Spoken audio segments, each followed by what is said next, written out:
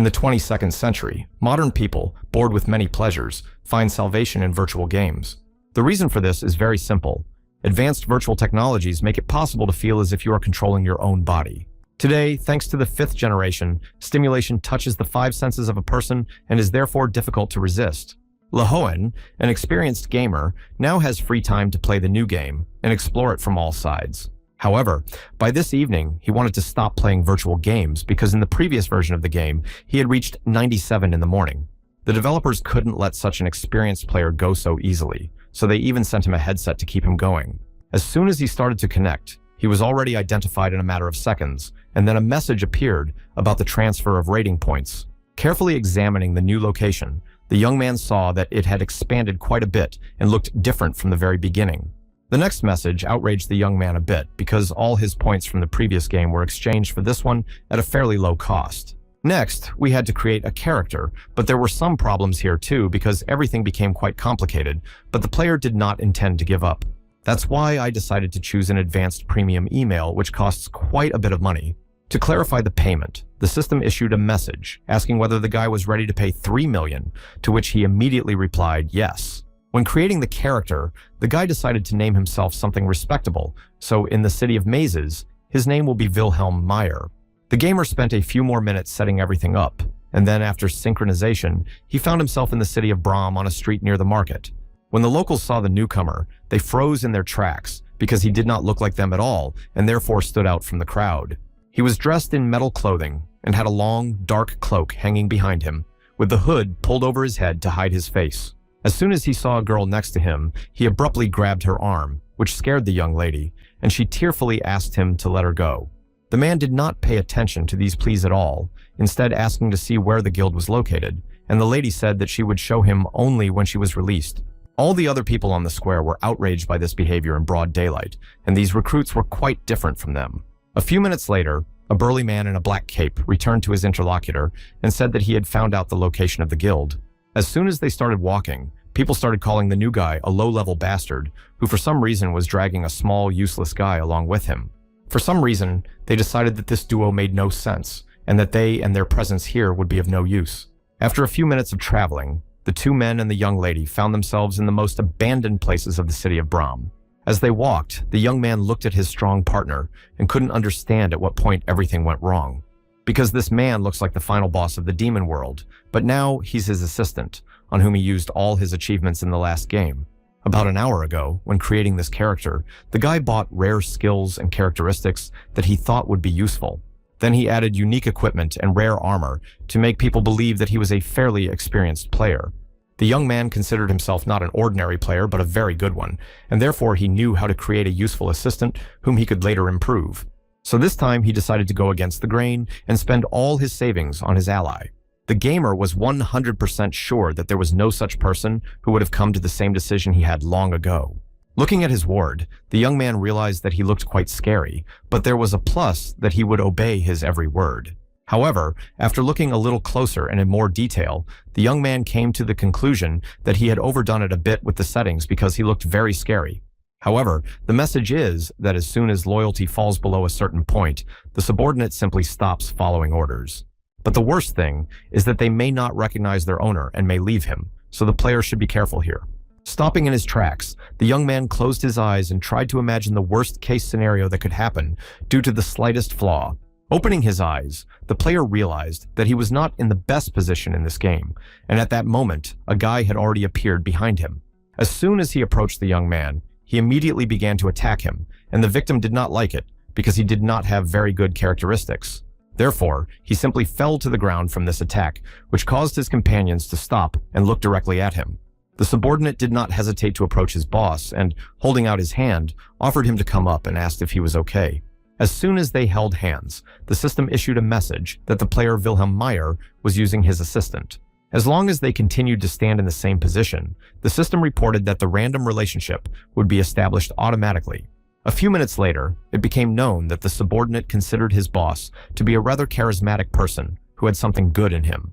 However, this can end when the guy fails to meet the requirements, and then the worst-case scenario for him starts.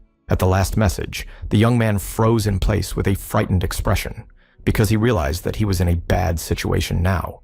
The gamer didn't fully understand how to act, so he turned to his subordinate and ordered him to go after the attacker. The man went off to fulfill the order with a big smile on his face, while his boss remained standing there and silently watched him go. Despite all this, he still could not believe that this scary-looking man was his assistant who listened to all his requests. Suddenly, this silence was broken by a young lady who sneezed loudly while standing next to the player and looking at him intently. Wilhelm couldn't understand why this girl was looking at him as if he were some kind of disgusting garbage, and then he remembered that she didn't look at his subordinate like that. So he came closer and looked the young lady in the eye and said that his client was more competent than he looked.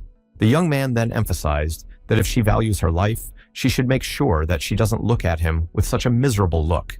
The player in the middle was very angry and annoyed by people who underestimated them from the very beginning without even knowing their capabilities.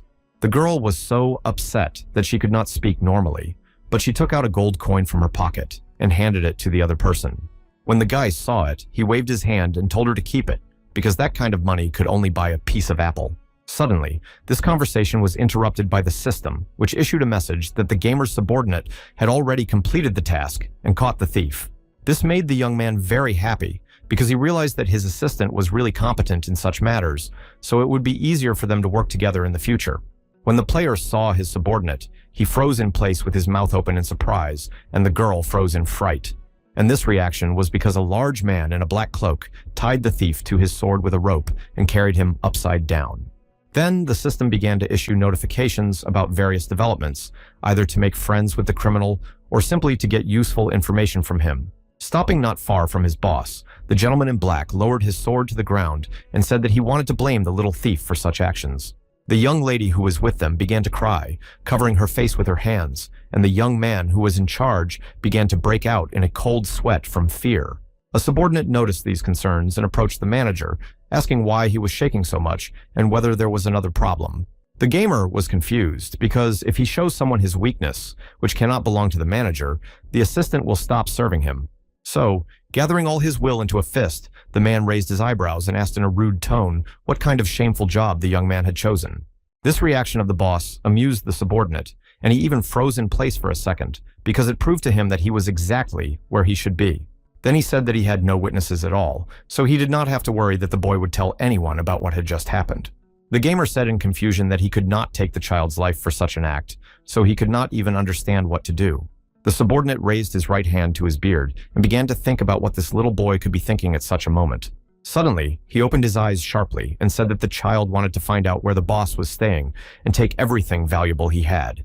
Then something strange happened for all those present, as the assistant chief began to bend the criminal's head and apologize on his behalf for what he had done. After that, the system issued a notification that the subordinate had received an emergency fund in the amount of 200 gold coins, which were already in his hands.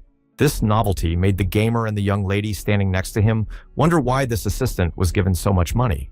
Suddenly, the boy spoke and said that today he had seen many rich people because when the gate opened, a large number of searchers came rushing in. The player concluded that this boy had stolen everyone's startup capital, so he would take the quest from him one day. So I came closer to him and leaned over and asked him if he was going to continue stealing money, and the young man replied that he would not do it again. This answer did not satisfy the man, so he leaned directly to his right ear and added that this was not what he wanted to hear. And then he asked what exactly he was stealing the money for, since he had a sick mother at home who needed treatment and hungry younger brothers and sisters. Without hearing a word from the young man, the gentleman continued to assume that it could be hooligans who were forcing him to do this. Finally, he added that he would help the boy find a decent job after helping him get out of this black hole. The thief was still silent, which angered the assistant chief, and he pulled his shirt and said that his boss wanted the young man to pay him taxes. After a short pause, the gentleman in black added that his boss wanted 90% of the profits the boy was making. The young man folded his hands as if in prayer, crying bitterly, and began to assure him that he would not steal again and ask for forgiveness.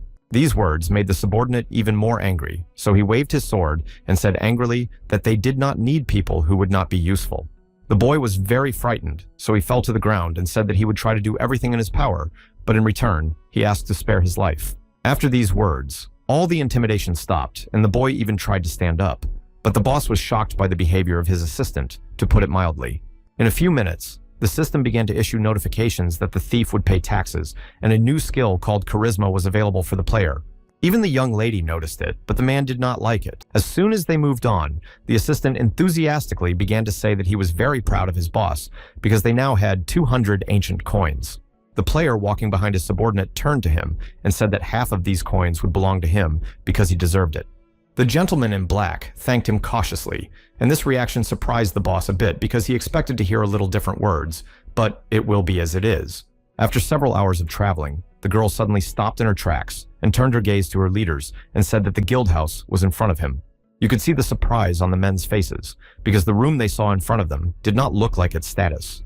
The gamer was shocked because usually the Adventurers Guild is a tall building located in the very center of the city, and this is some kind of a ruin. As the girl cautiously went inside, the man still couldn't understand how the main building of the guild could be so shabby. The lighting inside was rather poor, but you could see that several tables were occupied by companies of formidable men. As soon as they noticed that someone had come to visit them, they put aside all their work and began to watch the newcomers closely. The first person to enter was the boss's subordinate, and his appearance alerted everyone present and thus forced them to remain silent for several minutes. As soon as the assistant stopped, he looked around and asked what these bastards were looking for, or maybe they just wanted to die. The player froze behind his subordinate with his mouth wide open in fear because he clearly did not expect such a setup to be waiting for them. When he came to a little bit of consciousness, he turned his head to the young lady and asked her in surprise where she had actually led them. The girl was a little confused by this reaction and began to clarify whether this was exactly what they were looking for because she had led them to a group of robbers. As soon as the young lady finished her sentence, the player simply exploded with anger because he was counting on a completely different course of events than it is now. The bartender of this establishment calmly wiped his glasses, greeted the guests, and asked what they wanted to order from him. The girl who brought them here kept making excuses for the fact that she really misunderstood where the newcomers were supposed to go. While the boss was listening to all this, all the thoughts in his head began to mix, and in order to put everything together, he closed his eyes and put his hand on his forehead. After a short pause, the subordinate turned to the boss and asked if he always approached things so boringly and said that it was time to get rid of the lady. The guy was a little confused by this idea because he was not ready to take the lives of his colleagues so drastically, so he froze for a few seconds. However, he clearly understood that there was no time to hesitate because his assistant could smell weakness and leave him alone right then and there. So he put his hands behind his back and said that they could not just attack the population in the middle of the day because then they would have problems with the authorities, and they don't need this right now. The gentleman turned his gaze to the interlocutor and asked if he understood everything or if he needed to clarify something. The man in black analyzed all the words said by his boss and looked in front of him and calmly answered everything well. However, a second later, he turned menacingly to the girl who had come with them and told her to leave immediately and not to catch their eye again. The young lady was so frightened that she quickly ran out of the room with her hands over her eyes, and without looking back, she quickly went home. A player was looking at her, and it was because he felt a little sorry for her because she hadn't come here of her own free will and was treated like that. Then the guy mentioned that he had only once felt sorry for a girl and met her in a game, but now the world has become bigger and it is unlikely that he will ever meet her again. When the bartender finished wiping the glasses, he turned to the newcomers and asked them if they wanted to join the guild.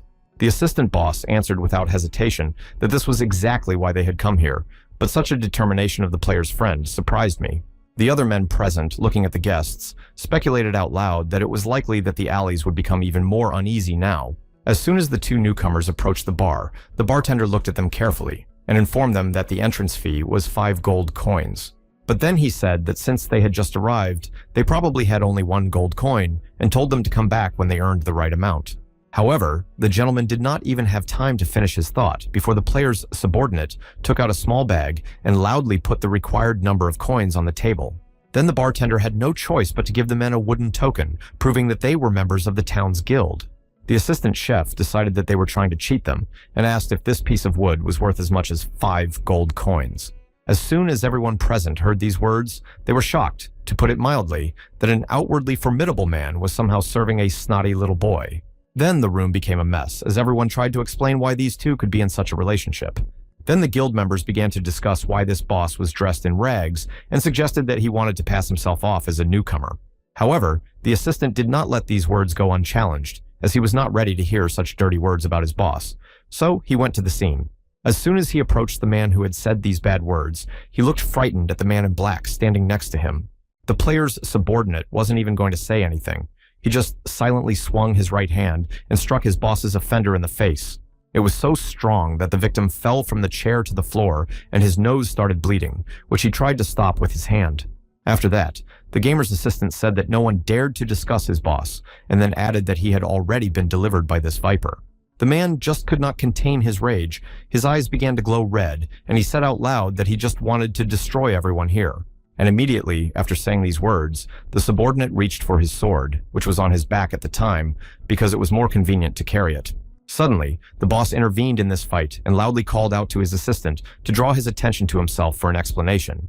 As soon as the gentleman in black looked at the chief, he heard him trying to explain that the slums have completely different laws than they do. Then there was a short pause between them, after which the gamer raised his eyebrows and emphasized that they both had to follow them. It was difficult for the subordinate to admit that he should calm down and leave everything as it was, but he had no other choice, so he agreed to the request. As soon as the man turned his back on the victim, other gentlemen ran up to him and began to ask if he needed any help.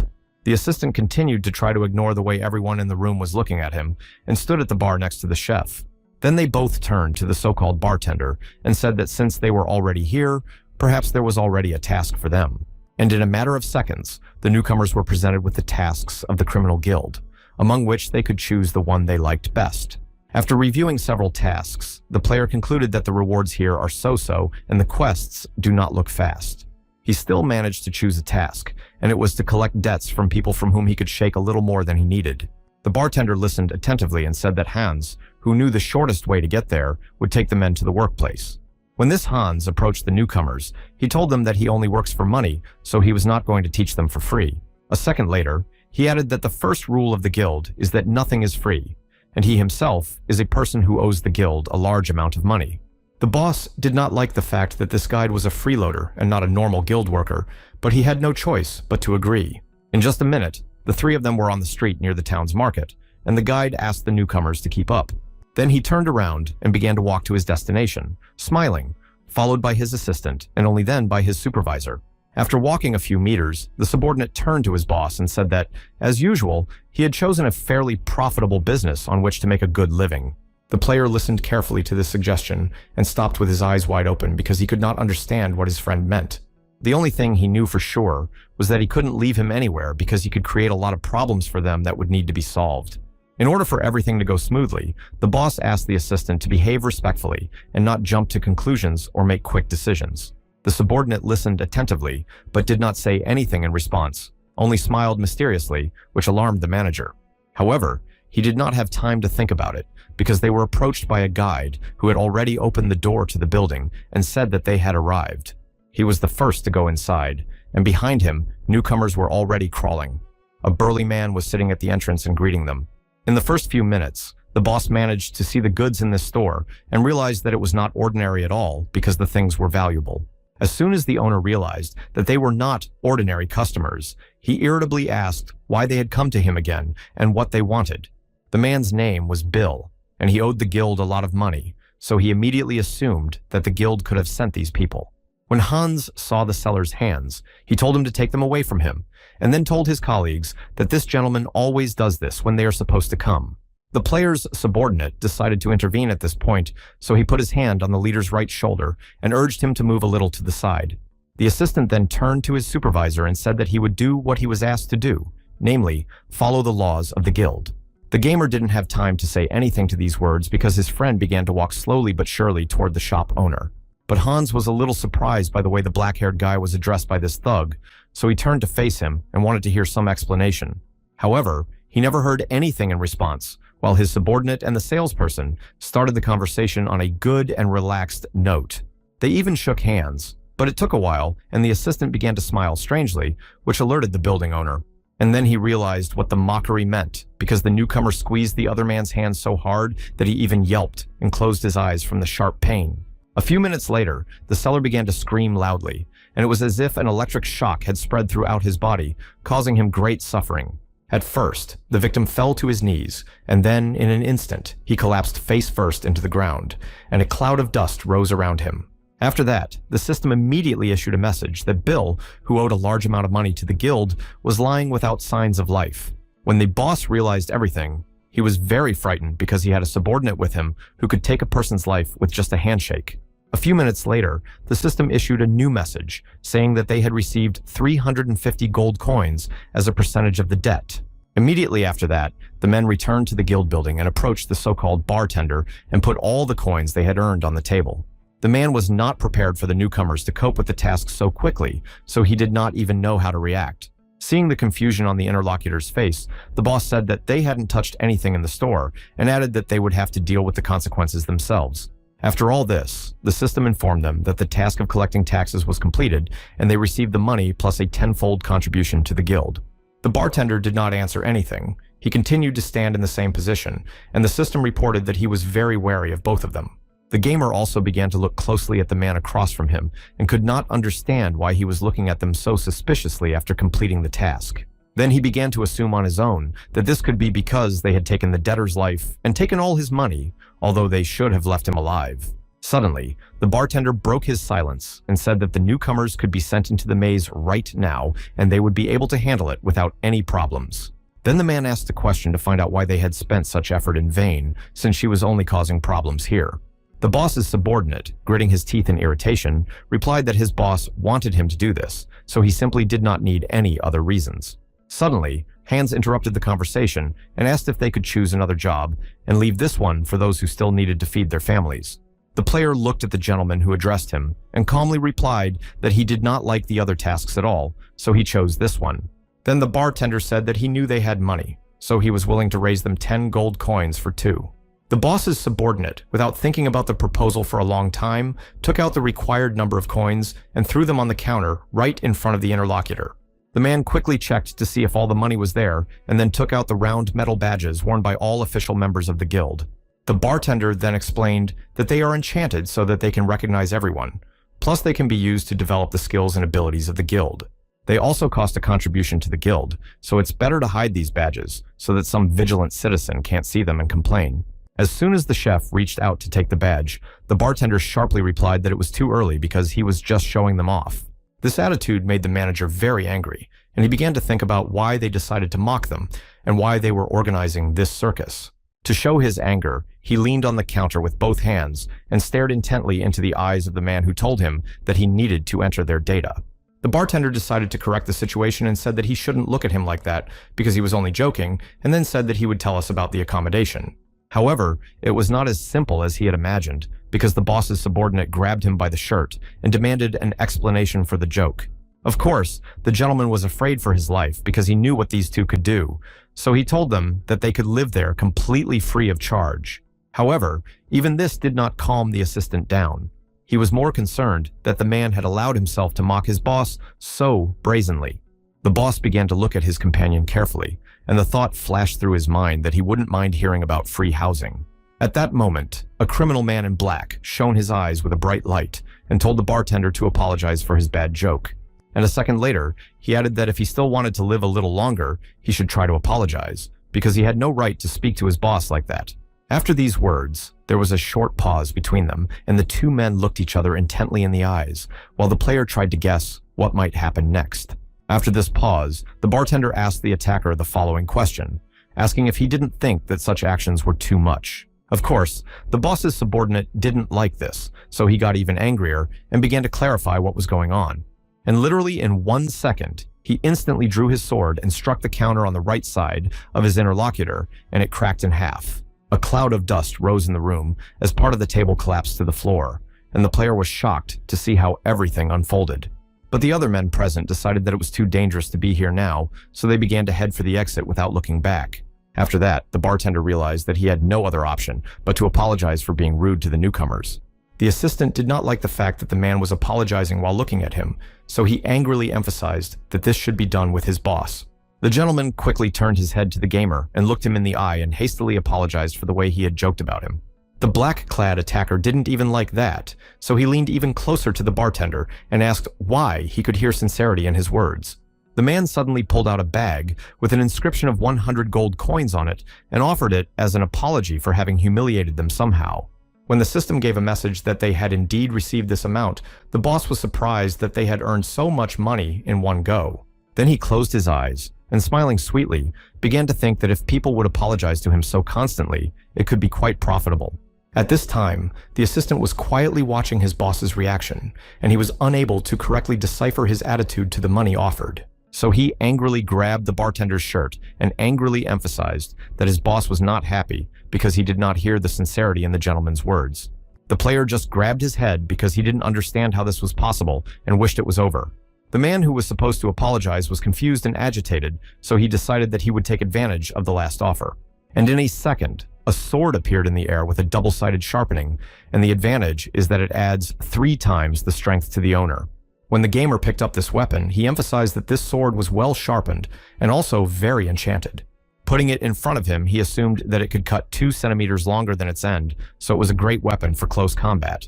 While he was examining the weapon closely, the bartender and his subordinate were watching him and trying to figure out whether he liked it or not. The reaction was not long in coming, as the assistant exploded again and turned his head sharply to the bartender to make a complaint.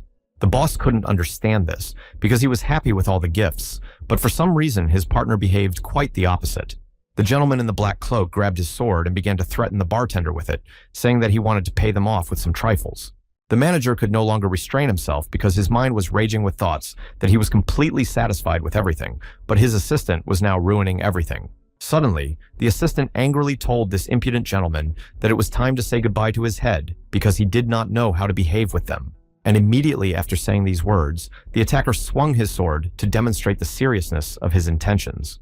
However, he failed to hit the bartender because an interesting weapon appeared from the ceiling and became an obstacle to the attack. When the attacker felt that he could not fulfill his intention, he opened his eyes in surprise to see what had prevented him from doing so. Then a hatch opened in the ceiling, through which a girl looked out and addressed all those present and asked questions to find out what was going on. It was the young lady who was able to stop the blow with her sword. She had rather delicate features and long brown hair. The subordinate was not at all frightened or surprised by her appearance, so he looked her straight in the eye and told her to just disappear. The lady continued to hang upside down, saying that a real spear had appeared in the guild, and so she asked the question to find out his name.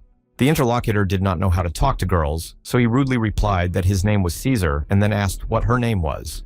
The young lady closed her eyes and mockingly replied that her name was Lena, and then called the interlocutor His Majesty based on his name. After that, the room fell silent because no one knew how to react to this, and none of them understood how to properly end this fight. The only one who became very worried was the boss, who could not understand how she could talk to his psychotic assistant in such a tone. The reaction of the gentleman in the black cloak was not long in coming, so he turned to the girl menacingly and told her to just disappear. The lady put her hand to her head and asked why he asked her name if he didn't ask her for it anyway, but called her as he pleased. The gamer froze in place in shock, because he could not foresee what could happen to the girl after her subordinate had warned her several times. Then the guy concluded that Caesar had come a long way in the past and could probably identify a strong opponent with a single glance. And from this, the player realized that this young lady could be strong, and even several times stronger than Caesar, since he was in no hurry to attack. And just a second later, the thought flashed through my mind that she might be from the very top of the guild, so she could behave so arrogantly with them. Then the gentleman analyzed her appearance and was surprised by her reaction and wondered how much skill she had. After all, as he knows, his assistant has 20% strength and 10% dexterity and cannot be called slow at all. However, dexterity is responsible not only for speed, but also for dynamic visual acuity and reflexes, and at this time, the girl was going down to the floor. When the guy saw that these two were going to fight, he realized that at the beginning of the game, he didn't want to risk anything against such an opponent. Then the player bent his head down a little in sadness, because he did not understand that he could not just retreat, because then he would lose Caesar's loyalty. But all he had to do was try to settle the matter somehow, so he addressed the young lady in a calm tone. He did not succeed in doing so because he had confused her name from the very beginning and therefore began to beat himself up a bit in his head for it. However, he pulled himself together and asked in a serious tone of voice if the seller made a mistake. Who was to blame, himself or the store where he worked? The girl, holding her chin, began to think at first and then asked if the interlocutor was trying to complicate things. The player began to explain what he meant by this, saying that if the employee was guilty, the client could complain about him and receive an apology. At this point, everyone listened to him attentively, and as soon as he finished speaking, he clarified whether he was saying everything correctly, and he addressed this to the lady. Without answering, the young lady sharply swung her weapon, and with a single blow, managed to take away 2 badges from the bartender who was standing next to her. All those present were shocked by such actions and therefore stood silently in their seats, waiting for the girl to explain why she had done so. And she did. Demonstrating one of the badges, the young lady smiled broadly and emphasized that if they had this thing, they were already members of the guild. Then she paused for a moment and asked a question to find out why she was talking about sellers and customers. And then the lady emphasized that they have not yet been officially hired, so they are ordinary workers who can be entrusted with cleaning windows or floors at the moment. At first, her husband could not respond to this because she emphasized quite logical things, and they could not do anything about it yet. However, inside, the gamer was torn to pieces with anger because this girl had hurt his pride, which he had not been able to violate for a long time. So he decided to show that he was not such a simple beginner and showed her a bag of gold coins and asked where she had seen such a janitor. The interlocutor was shocked, to put it mildly, and you could see it on her face. Her eyes were wide open, and her mouth was watering. After collecting some money, she said that this money would be enough to run their own shop and asked why they would work for the guild in the first place. When the last men were leaving the room, the boss said in a serious tone that all big stores have their own secrets. Then he again demonstrated a bag of coins and added that these secrets are experience and knowledge that no amount of money can buy. The young lady was simply fascinated by these words and began to smile broadly because she had never heard such words from anyone before. So she came closer to the player and looked him straight in the eye and said it was a cool idea and then asked him a question to find out his name. The guy didn't drag his feet and immediately told me that his name was Wilhelm Meyer. The lady happily said that his name sounded cool too. After these words, the girl's behavior changed a bit. She became softer, and a second later added that she was starting to like the guy a lot. Then she held the tip of her sword right up to the face of her subordinate boss and smilingly said that she would simply not interfere in this. The bartender was disappointed with the lady's behavior and asked her if she was refusing to fulfill her duties as a guild protector. Lena began to walk back to where she had come from, and the gentleman asked her if she really thought she could get away with such actions, and she confirmed his guess. After that, she said that he was stupid and worthless, and she was smart and talented, and it's not hard to conclude who is more loved in the guild. After saying the last phrase, the young lady quickly closed the door in the ceiling behind her, and the bartender looked at her confused and disappointed for a few seconds. He didn't have time to explain anything to the newcomers because Caesar swung his sword and dealt a fatal blow to the man who had caused them so much trouble. Immediately afterwards, the system issued a message that Caesar's notoriety had risen by 10% and Wilhelm Meyer's by 20%. The player could not fully understand why his subordinate had destroyed this man, but he calmly said that now the boss could be calm. On the same day, the young lady who was responsible for helping in the guild was lying on the floor near the hatch, drinking a strong drink and thinking that it was a very boring job. From below, she could hear the voices of men she thought were worthless, who did nothing but drink, play, and make dirty jokes about girls every day. Lena couldn't believe that she was spending all day here to protect these impudent people in case of any attack on them. She found this task very boring and began to regret having invested in the guild's fortunes and now having to do this kind of work. Suddenly, however, her thoughts were interrupted by a loud thud that Caesar hit the counter next to the bartender, and she realized that she had to make sure that everything was okay. When the young lady looked through a small crack in the ceiling, she noticed that there was some strange running around in the room, including two newcomers. Caesar was the first to attract her attention because he was very angry, and his eyes glowed with an unnatural red light. When she heard the phrase that the bartender should apologize not to her but to his boss, the lady was surprised to hear it at all. It was wild to hear that such a thug had a superior to whom he obeyed and fulfilled all his requests and orders. Then the girl turned her gaze to the gamer and carefully examined him and emphasized that this gentleman looked like an ordinary guy who was very tired. Lena was also surprised that the so-called boss was wearing some kind of rags, but she couldn't analyze it for long because her colleague was already giving her a bag of coins. After seeing this, the young lady turned her gaze back to the manager and tried to understand by his expression whether everything would be resolved normally. However, the guy's facial expressions changed abruptly and he seemed to be upset. Caesar also noticed this and demanded a sincere apology from the bartender. After that, the guild member pulled out a cool sword, and Lena waited for the boss to give her some kind of positive reaction, so she sat quietly for a few seconds. At first, he seemed pleased, but in a few minutes, his expression changed dramatically. He raised his eyebrows and looked disappointed. Of course, this reaction was also seen by the subordinate, who turned to the bartender again and tried to get an apology for his boss. The girl was shocked, to put it mildly, that the assistant intended to take the life of a guild member, as it was tantamount to self-destruction. Therefore, when Caesar tried to strike his interlocutor with his sword, the young lady decided to intervene in this dispute. Of course, at first Lena behaved quite confidently and professionally, but when the boss showed her a bag with a tidy sum of money, she was confused. And in a matter of seconds, Caesar's supervisor began to explain to the girl that no experience and knowledge can be bought for money. With these words and his self-confidence, he bribed the girl, and she stood there like a spellbound and believed everything he told her. Therefore, at some point, she raised her sword and, smiling broadly, said that she had decided not to interfere in this fight. As it turned out later, the player has such a sad and tired look because of poor synchronization with a real person from the real world. However, now Caesar's act, which he did not think through, will lead to very large and possibly very unpleasant consequences for both of them. The boss began to think that if the guild members decided to take revenge for their comrade, his assistant would not be able to cope with them alone. The guy looked at his partner anxiously and summarized for himself that things had not gone well from the very beginning. So he decided to talk to his subordinate about what he had just done and emphasized that he always does what he wants and what he decides. Caesar began to smile broadly, saying that he should have realized that this would not be enough to lessen his master's anger. And a second later, he added that he should have asked the bartender and then found his family and done the same to them, and then it would have satisfied everyone. The player simply didn't know how to talk to his assistant anymore because he understood some parts of the conversation correctly and some parts not. Suddenly, Lena interrupted their conversation, peeking out of the hatch and saying that Caesar's boss was a real monster whom she had never seen before in her life. When the gamer turned his gaze to the interlocutor, he was surprised that she turned and assumed that the lady had come to report them. The subordinate angrily emphasized that it had long been obvious to him that his boss was a great man who would destroy this world in the near future. As soon as he heard these words, his mind was a mess of thoughts, full of anger at his friend who was always talking nonsense.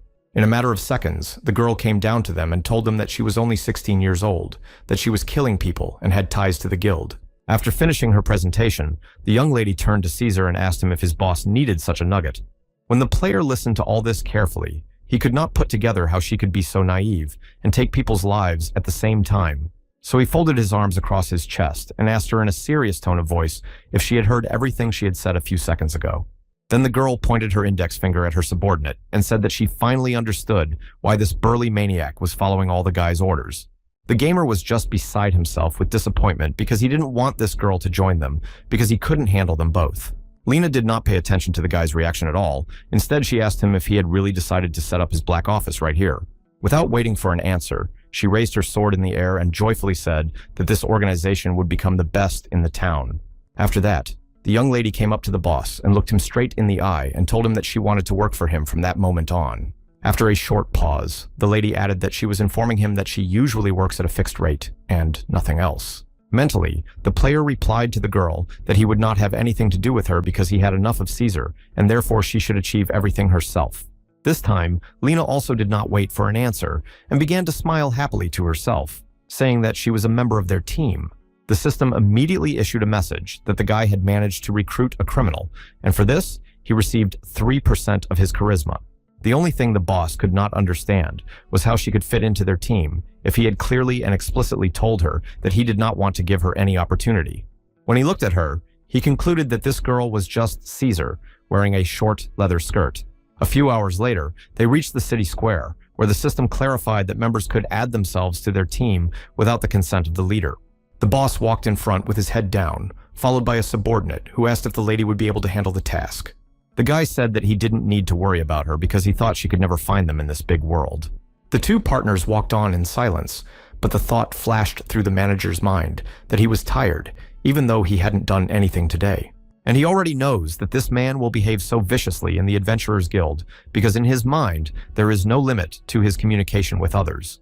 After this one incident, his character may simply disappear, and his relationship with Caesar will come to an end, and the game will be over for him. So he decided that he couldn't just watch his subordinate, on whom he had spent all his savings for 10 years, turn into an NPC. Suddenly, the assistant stopped and looked at his boss and said that he was looking at him as if he wanted to ask him something. Next, their attention was drawn to a little red-haired girl standing alone, crying loudly for her mother, whom she must have lost. The supervisor turned his gaze to his subordinate and asked him if he also saw a little girl crying in the middle of the town square. After a short pause, the man asked the assistant the following question to find out what he wanted to do when he saw her like that. The gentleman in the black cloak looked at the object that attracted their attention and stood silently considering it because he needed to think it over. The girl still continued to cry loudly, standing in one place, and all the people who passed by did not pay any attention to her. Caesar suddenly raised his index finger to the level of her chest and sneeringly said that the boss really wanted to force her to beg. The player was upset again because his partner has no good qualities at all. He is full-blown evil in his big body. However, he did not intend to give up so easily, so he said that he did not want to hear about himself, but wanted to hear what the assistant wanted to do. After these words, the black-cloaked man thought about them and took a few minutes to respond. Then, without saying anything to his boss, he began to walk slowly toward the girl, who was still standing there, calling out loudly for her mother. As soon as he approached her, he stopped abruptly and looked at her with a serious expression for several minutes. Then he turned in the opposite direction and told the manager that he would not have done anything, and a second later added that he would have simply ignored her.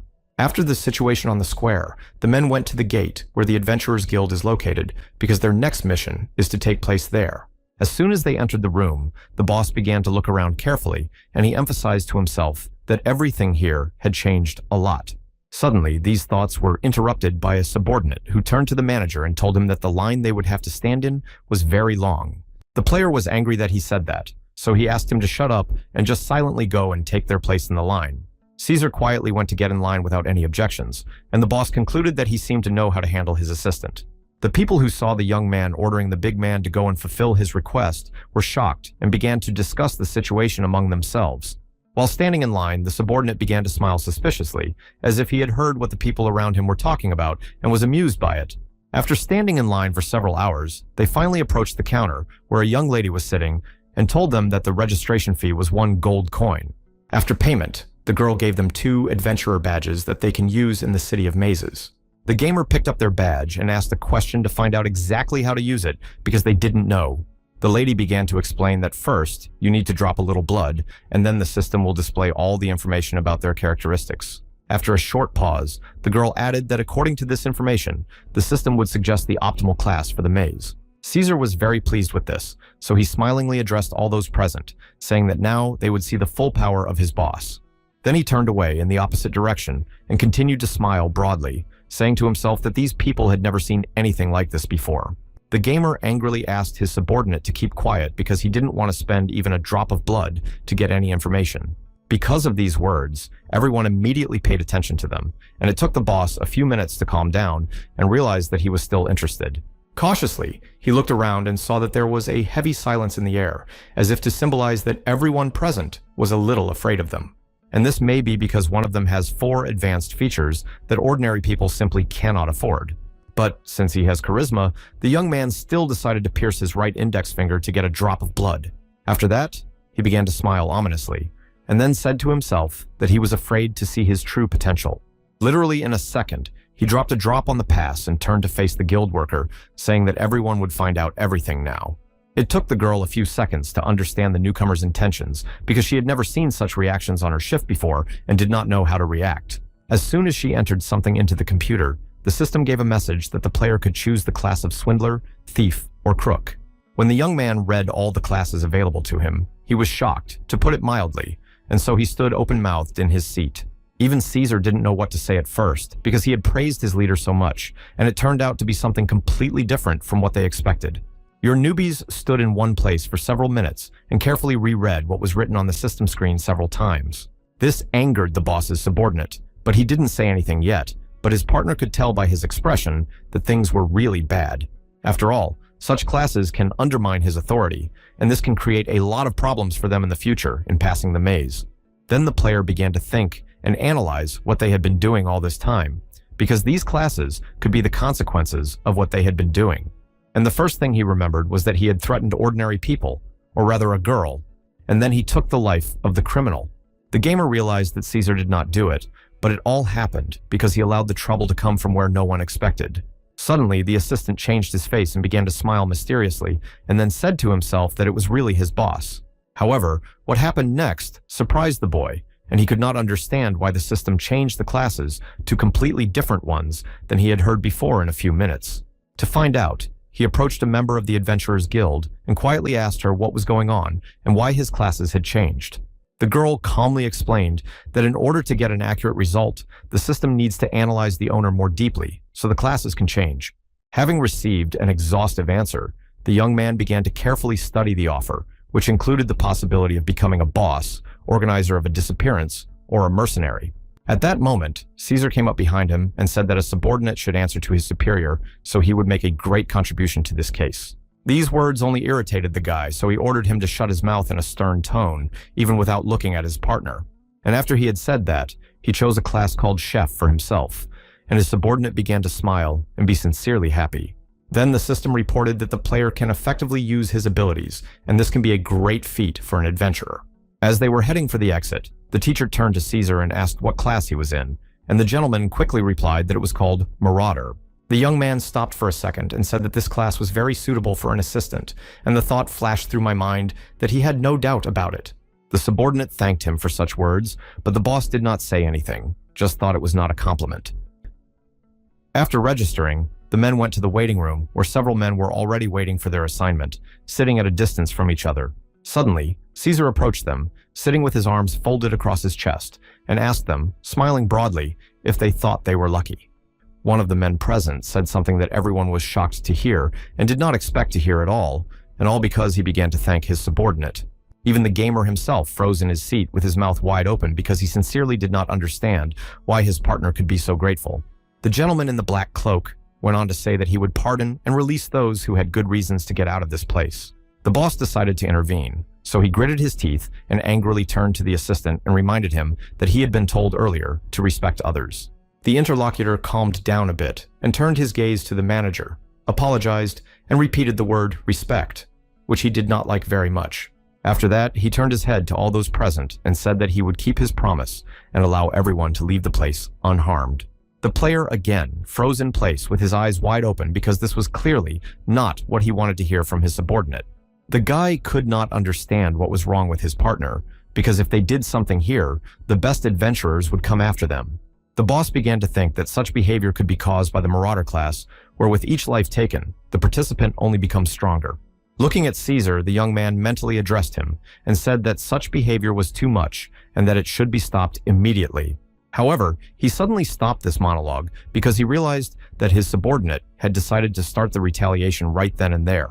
And the fact that he promised to let everyone go unharmed was a pure lie, and it was readable on the face of the gentleman in the black cloak. Suddenly, one of the guys stood up and showed the bag and said that he had completely forgotten to put the money in the right account. With a serious expression on his face, the subordinate asked how much money was there, and the young man replied that there was 1 silver coin and 30 bronze coins. Caesar listened attentively and then asked a clarifying question about whether the young man really thought that this one-time deposit would save his other funds. Then the assistant smiled slyly and offered to leave it all to him, these words notwithstanding how much his supervisor, who was sitting next to him, was alarmed. After all, he realized that his partner now wanted to rob these guys, not just teach them a lesson. The blonde young man who offered the money hugged his bag and began to move toward the exit, saying that he did not want to give up his savings.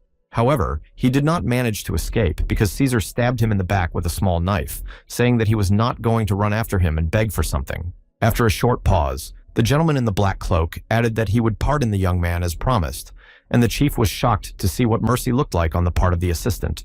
As it turned out, the knife hit the right shoulder instead of the back, and the victim fell to the floor and began to moan loudly in pain. All the other people in the line were very frightened and began to worry for their lives, some even closing their eyes to see nothing around them. At that moment, the boss realized that it was too late to let anyone out of that room unharmed. After all, there are a lot of guards outside the door who can be told everything in detail, and then everyone will know about Caesar's crimes. And because of this, they may not be allowed to join the Adventurers Guild, and the player concludes that the further they go, the more problems they will have. And looking at the floor, the young man realized that at the moment, they had no other option but to simply intimidate everyone present. However, this must be done in such a way that these people are very afraid for their lives and therefore do not say anything unnecessary, even to their closest friends. So the guy decided to use his special ability, charisma, and immediately after that he changed in face and his subordinate noticed it. This made Caesar very angry, so he quickly jumped to his feet and called everyone present idiots and said that his boss was bored. Then he turned the sharp end of his sword on them and said in a serious tone that he would give them a chance to cheer up his boss. After a short pause, the man added that if they failed to do this, he would simply kill them in this place. All the people who were sitting in the room waiting for their turn could not even imagine that such a strange day would be waiting for them today. Some of the men began to break out in a cold sweat because they were very frightened by such threats, while others began to look at each other. Two blonde and blonde boys sitting next to each other began to find out what their names were and how they could join forces. However, the blonde man took the conversation in a completely different direction and said seriously that he knew what Nostradamus had said before he died. Other members of the Adventurers Guild heard this conversation, so they stood there with their mouths open, waiting for the end of the conversation. Even the boss and Caesar himself noticed this and decided not to interfere with the blonde boys' thought because they were also curious. The guy who started it all changed dramatically in his face, and with his eyebrows raised, he loudly said a phrase that finished his sentence, but did not amuse the audience. After that, the room fell silent because no one knew how to react to this joke, because they didn't think it was funny at all. The angry Caesar gritted his teeth and called the young man an idiot, and then asked him if he really thought that such a flat joke would make the boss laugh. The guy was upset and covered his ears and began to shout loudly that he did not know anything better, and the assistant told him that he had lost his chance. The subordinate sharply raised his sword in order to deal with the guy who had made a rather unfortunate joke and did not make his superior laugh. But what happened next made the gentleman in black stop, because the player seemed to be holding back and started laughing in order to attract attention. Then, rubbing his face, he began to think about what he didn't want to admit, but it was really very funny for a blonde. The subordinate turned his face to his supervisor and began to carefully study his facial expressions to find out if everything was really as he saw it. When he looked at him so closely, the boss wondered what was wrong with his partner because he looked rather mysterious after his laugh. So he quickly closed his mouth and sadly concluded that he could not even laugh and did not know how to live in such a sad world. In a second, he changed his face and said that it wasn't funny at all, and then added that if he hadn't laughed, the assistant would have killed them. Immediately after he said this, the young man began to clap his hands and laugh out loud so that Caesar would believe that he was very amused. This laughter lasted for several minutes and was so loud that the guild members present had to cover their ears because it was impossible to sit through it. The only one who liked it was a subordinate who said out loud that he had never heard his boss laugh so much and emphasized that the jokes were top-notch. When silence finally reigned in the room, Caesar was the first to break it, saying that when life is at stake, you can do anything to save it. For some reason, the words did not calm all those present. On the contrary, they began to break out in a cold sweat from the fear the assistant inspired in them. The boss himself did not yet fully understand where his partner was going, so he listened attentively to the following words about earning everything honestly. Then the gentleman in the black cloak again poked the audience with a sharp end and said that people who are not capable of anything will not leave this room alive. And finally, he added that the game had just begun, and it turned out that the waiting room of the Adventurers Guild turned into a prison cell. The gamer was very upset that he did not manage to settle everything, and the thought ran through his mind that he felt very sorry for everyone present. At this time, Lena was walking in the suburb of Braum, and she was very cold because it was very cold, and she was also interested in how her boss and his subordinate were feeling. Suddenly, she stopped and looked up at the sky and smiled broadly that these two could be doing something very interesting and maybe even useful. At that moment, in the waiting room, each of those present tried to make the manager laugh, and one of them tried to do it with knives. At first, the newcomers were not amused by the usual circling of knives in the air, and so they sat with serious expressions almost throughout the performance. And somehow, at one point, the guy who was performing failed to catch one knife, and all the others began to fall on him, causing him sharp pain. And it was the way he was trying to dodge his weapon, and the way he was screaming in pain, that made the chief and the assistant laugh, and so they couldn't stop.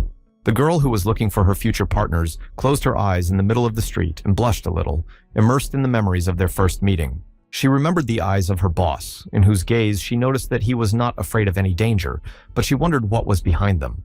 Then she fully imagined the boss, and assumed that he was endowed with so much charisma that it was simply impossible to reach him.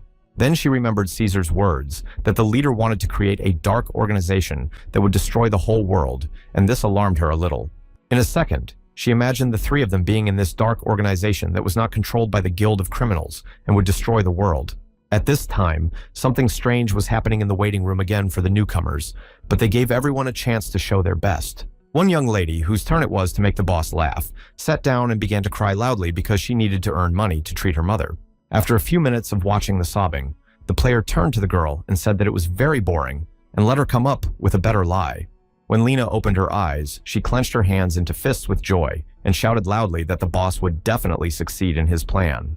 In a second, She was already raising her arms in the air and at the same time jumping with the pleasure of being part of this dark plan. Then she remembered that she had failed even the first task of her new boss and had simply run away from the guild. Mentally, she apologized to her boss and then emphasized that even he would have a hard time if he was pursued by a guild of criminals. Immediately after that, the girl jumped up high and said to herself, smiling broadly, "I can't do without her help here." Meanwhile, in the maze city, Caesar and his partner went outside, and the first thing they did was stop and look around. The subordinate looked in front of him and asked if the boss had anything to say to him, and the boss said that it was very cold. After hearing this answer, the assistant replied that it was great because a warrior should not be afraid of even the most severe cold, wind, and frost. Hugging himself even harder, the gamer realized that since his partner said so, he could not tell him that he was actually cold. Suddenly, the gentleman in the black cloak turned his head to the boss and said that he was just incredible, and the guy wondered why he thought so. Caesar began to explain, looking the young man up and down, saying that his clothes were so tattered and he looked as if he didn't need the cold.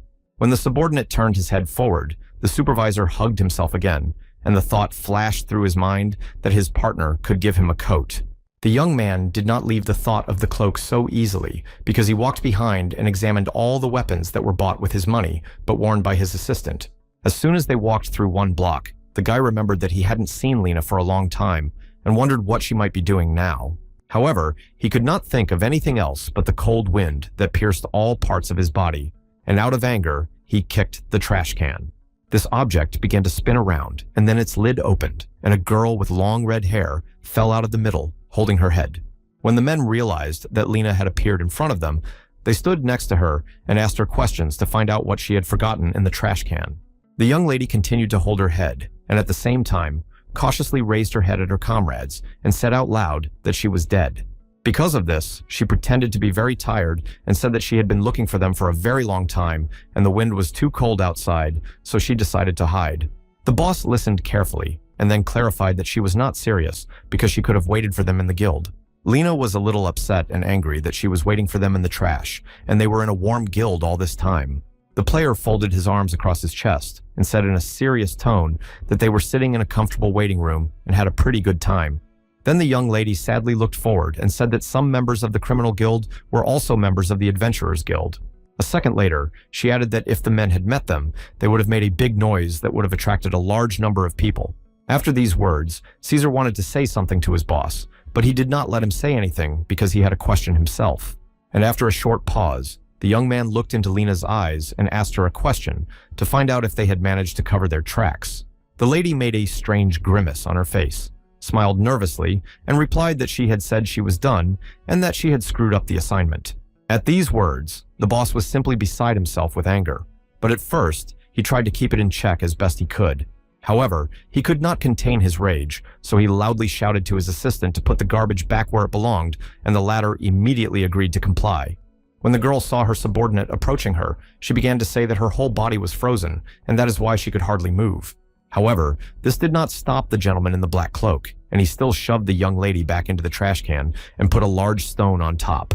After that, the men turned in the opposite direction, and walking there, the player said that he felt much better than before. Then the gamer had a thought that he was becoming more and more like Caesar, who was known for his cruel actions. A few hours later, the men were caught up by Lena, who began to explain on the move that as soon as they left, she had gathered everything of value. Then the interlocutor said that she hid all her valuables in a space bag in the office of the head. The boss stopped to listen to the lady's story about how she wanted to make the mercenary guild look guilty, but to do so, she needed to work with the body. However, as soon as she began to do so, the manager returned to the room and caught her doing this shameful thing. The player began to clarify that she did not have time to get rid of the evidence and was caught by her supervisor, and the girl confirmed all this. Then the boss plunged into his thoughts, because everything the interlocutor said made him conclude that she had taken on Caesar's guilt. However, even after that, he decided to get rid of her because she was useless, because she didn't do a good job even with the first task. At these words, the girl stopped in her tracks and began to cry because the decision was not fair because she was caught when she was doing dirty work. Hearing the sobbing, the manager turned to the girl, and the thought flashed through his mind that he was powerless when someone was crying. Then he came up to her and put his hand on her head and said that she was good for getting out unharmed, but she could have taken the space bag. Lena started talking nonsense again, and two versions of what happened when they left the scene of the fight have already been formed. This made the manager think that it looked like she herself was confused in her story, so she did not explain further. The two men began to move in the direction they needed to, but finally the gamer told the girl to wash and go to bed. All three of them came to a tavern where they intended to pay money to rent 2 rooms, one of which was to have a bathroom for a lady. The tavern employee said that it was quite late, and they had almost all the rooms occupied, so he could offer 2 single rooms. The partner was happy that the boss was taking such good care of her, but the guy said that he just wanted her to wash because she stank. When they were climbing the stairs, the manager began to think that there were only 2 rooms, and that Lena, since she was a girl, needed to be reinforced separately. But then he began to think that he couldn't leave Caesar without a room either, because he might lose his loyalty, and that's why the boss didn't know what to do. At first, the manager mentally decided to sleep in the room with Caesar, but then he remembered that he could destroy a person with a single handshake. Then the young man suggested that the assistant could just accidentally push him, and that would kill him, and then the game would be over. As soon as Lena was about to close the door to her room, the player realized that he should never spend the night with his assistant. So he stopped and turned to Caesar and told him to stay here, and he would find another room. The man in the black cloak stopped and was silent for a few minutes, thinking about something, and then slowly turned his head back. And as soon as he made eye contact with the boss, he asked if he really wanted to kill the tavern owner, and then clarified whether the sound would disturb his sleep. The guy closed his eyes and replied in a serious tone that his subordinate was completely right because his precious sleep was simply not worth it. Turning his back on his interlocutor, Caesar said that it was quite strange that the most cruel boss in the world gave him a room and refused to take revenge. Suddenly, he stopped on the spot and, smiling mysteriously, asked the supervisor a question to find out if he really cared about this criminal Lena. The young man blushed a little at these words, and so, looking away, he replied that he did not understand what the other man meant. The subordinate decided to clarify a little that she was just a loser who couldn't cope with the first task and was given a room with a bathroom. After a short pause, the gentleman in the black cloak added that they both knew she was an insatiable evil, and that's why the boss wanted to strangle her in her sleep without witnesses. The gamer just couldn't believe his ears, so he turned to the exit and said that he would rent a room in a better tavern than this one. Stopping at the very exit, the manager turned his head slightly to the assistant and told him to be patient, because he would see the benefits of Lena later. Caesar, of course, did not understand what his leader was getting at, but it seemed to amuse him, so he stood there and smiled broadly. The next morning, it became clear that the boss had spent the night in a luxury hotel and had a romantic dream in which he asked the lady to stay with him.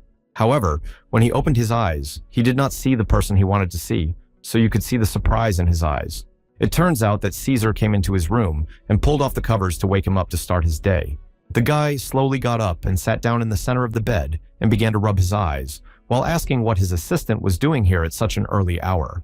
Then the boss began to think that the sun had just risen, and this one was already up and about, and he couldn't even get up properly for more than 3 hours. However, what the manager saw next made him wake up abruptly and quickly, think about what could have happened during the time he had been napping in the room. It turns out that his subordinate began to wipe his large sword with a blanket because it was completely covered in bright red blood. The chief, sitting on the bed with his eyes wide open, slowly asked questions to find out what it was and whether his partner had killed anyone. Smiling broadly, Caesar happily announced that he had killed 7 people overnight and that there were no witnesses to this crime. Looking at the blood on the bedspread, the player looked down and wondered if his assistant could really do this to so many people. Then I remembered a subordinate saying bad things about Lena and assuming that the boss wanted to take her life in her sleep. After that, the young man opened his frightened eyes and looked at his partner, wondering if this maniac could really do away with the young lady. Suddenly, the door on the ceiling began to move, and a second later, a red-haired lady appeared and asked the manager how he slept. There was a pause in the room for a few seconds, and then the boss looked up and asked the girl a question to find out how she got there. Lena quickly replied that the boss would soon become an important person, and explained that she was worried about his life, so she decided to watch him at night. Lena and Caesar clapped their hands together, saying the same words, as if they had spent the night doing the same thing. Watching this, the manager emphasized for himself that from the outside, it looked very strong, but some things in the room caught his attention. Namely, there were many different traces of broken dishes on the floor and a pool of blood right in front of his bed, which alerted the young man. The only thing he clearly understood was that they had to get out of this room as soon as possible so that no one would find them here in such a mess. At this time, in the Adventurers Guild, a group of people had just returned from one of the mazes, some of them so exhausted that they could not walk on their own. The girl, who was surprisingly well behaved, said that in the previous mazes it was easier, but here she could not read the monster's attacks in time. Her partner began to recall the hike and emphasized that despite this, they managed to organize a full-fledged raid on small groups of mobs. Another member of the first group turned to his comrades and asked if they thought the initial dungeon was too hard. Suddenly, one of the guys' attention was drawn to Caesar because he was not typically dressed, and he could not believe that this person was a newcomer. The subordinate was furious, and gritting his teeth, he angrily asked the young man why he was looking at him like that, and a second later, added that he was looking at the boss. Lena waded into this conversation, smiling broadly, saying that this man was looking at her and then asked the supervisor to order him to be killed. Without even turning his head to the assistant, the player was able to convey his order to him, and Caesar slowly began to take his sword out of the special sheath. However, he didn't get it all the way through because this time, he decided to use energy that damages opponents from a distance, so they flew apart. Lena was very happy to see all this, and the system gave a message to the gamer that the notoriety of his subordinate had increased by 1%. After that, the boss turned to his partners and said that it was time to stop wasting time because today they had to take measures for further action. Caesar reacted quite calmly, but the girl began to jump up and down with joy because they were finally going to do something.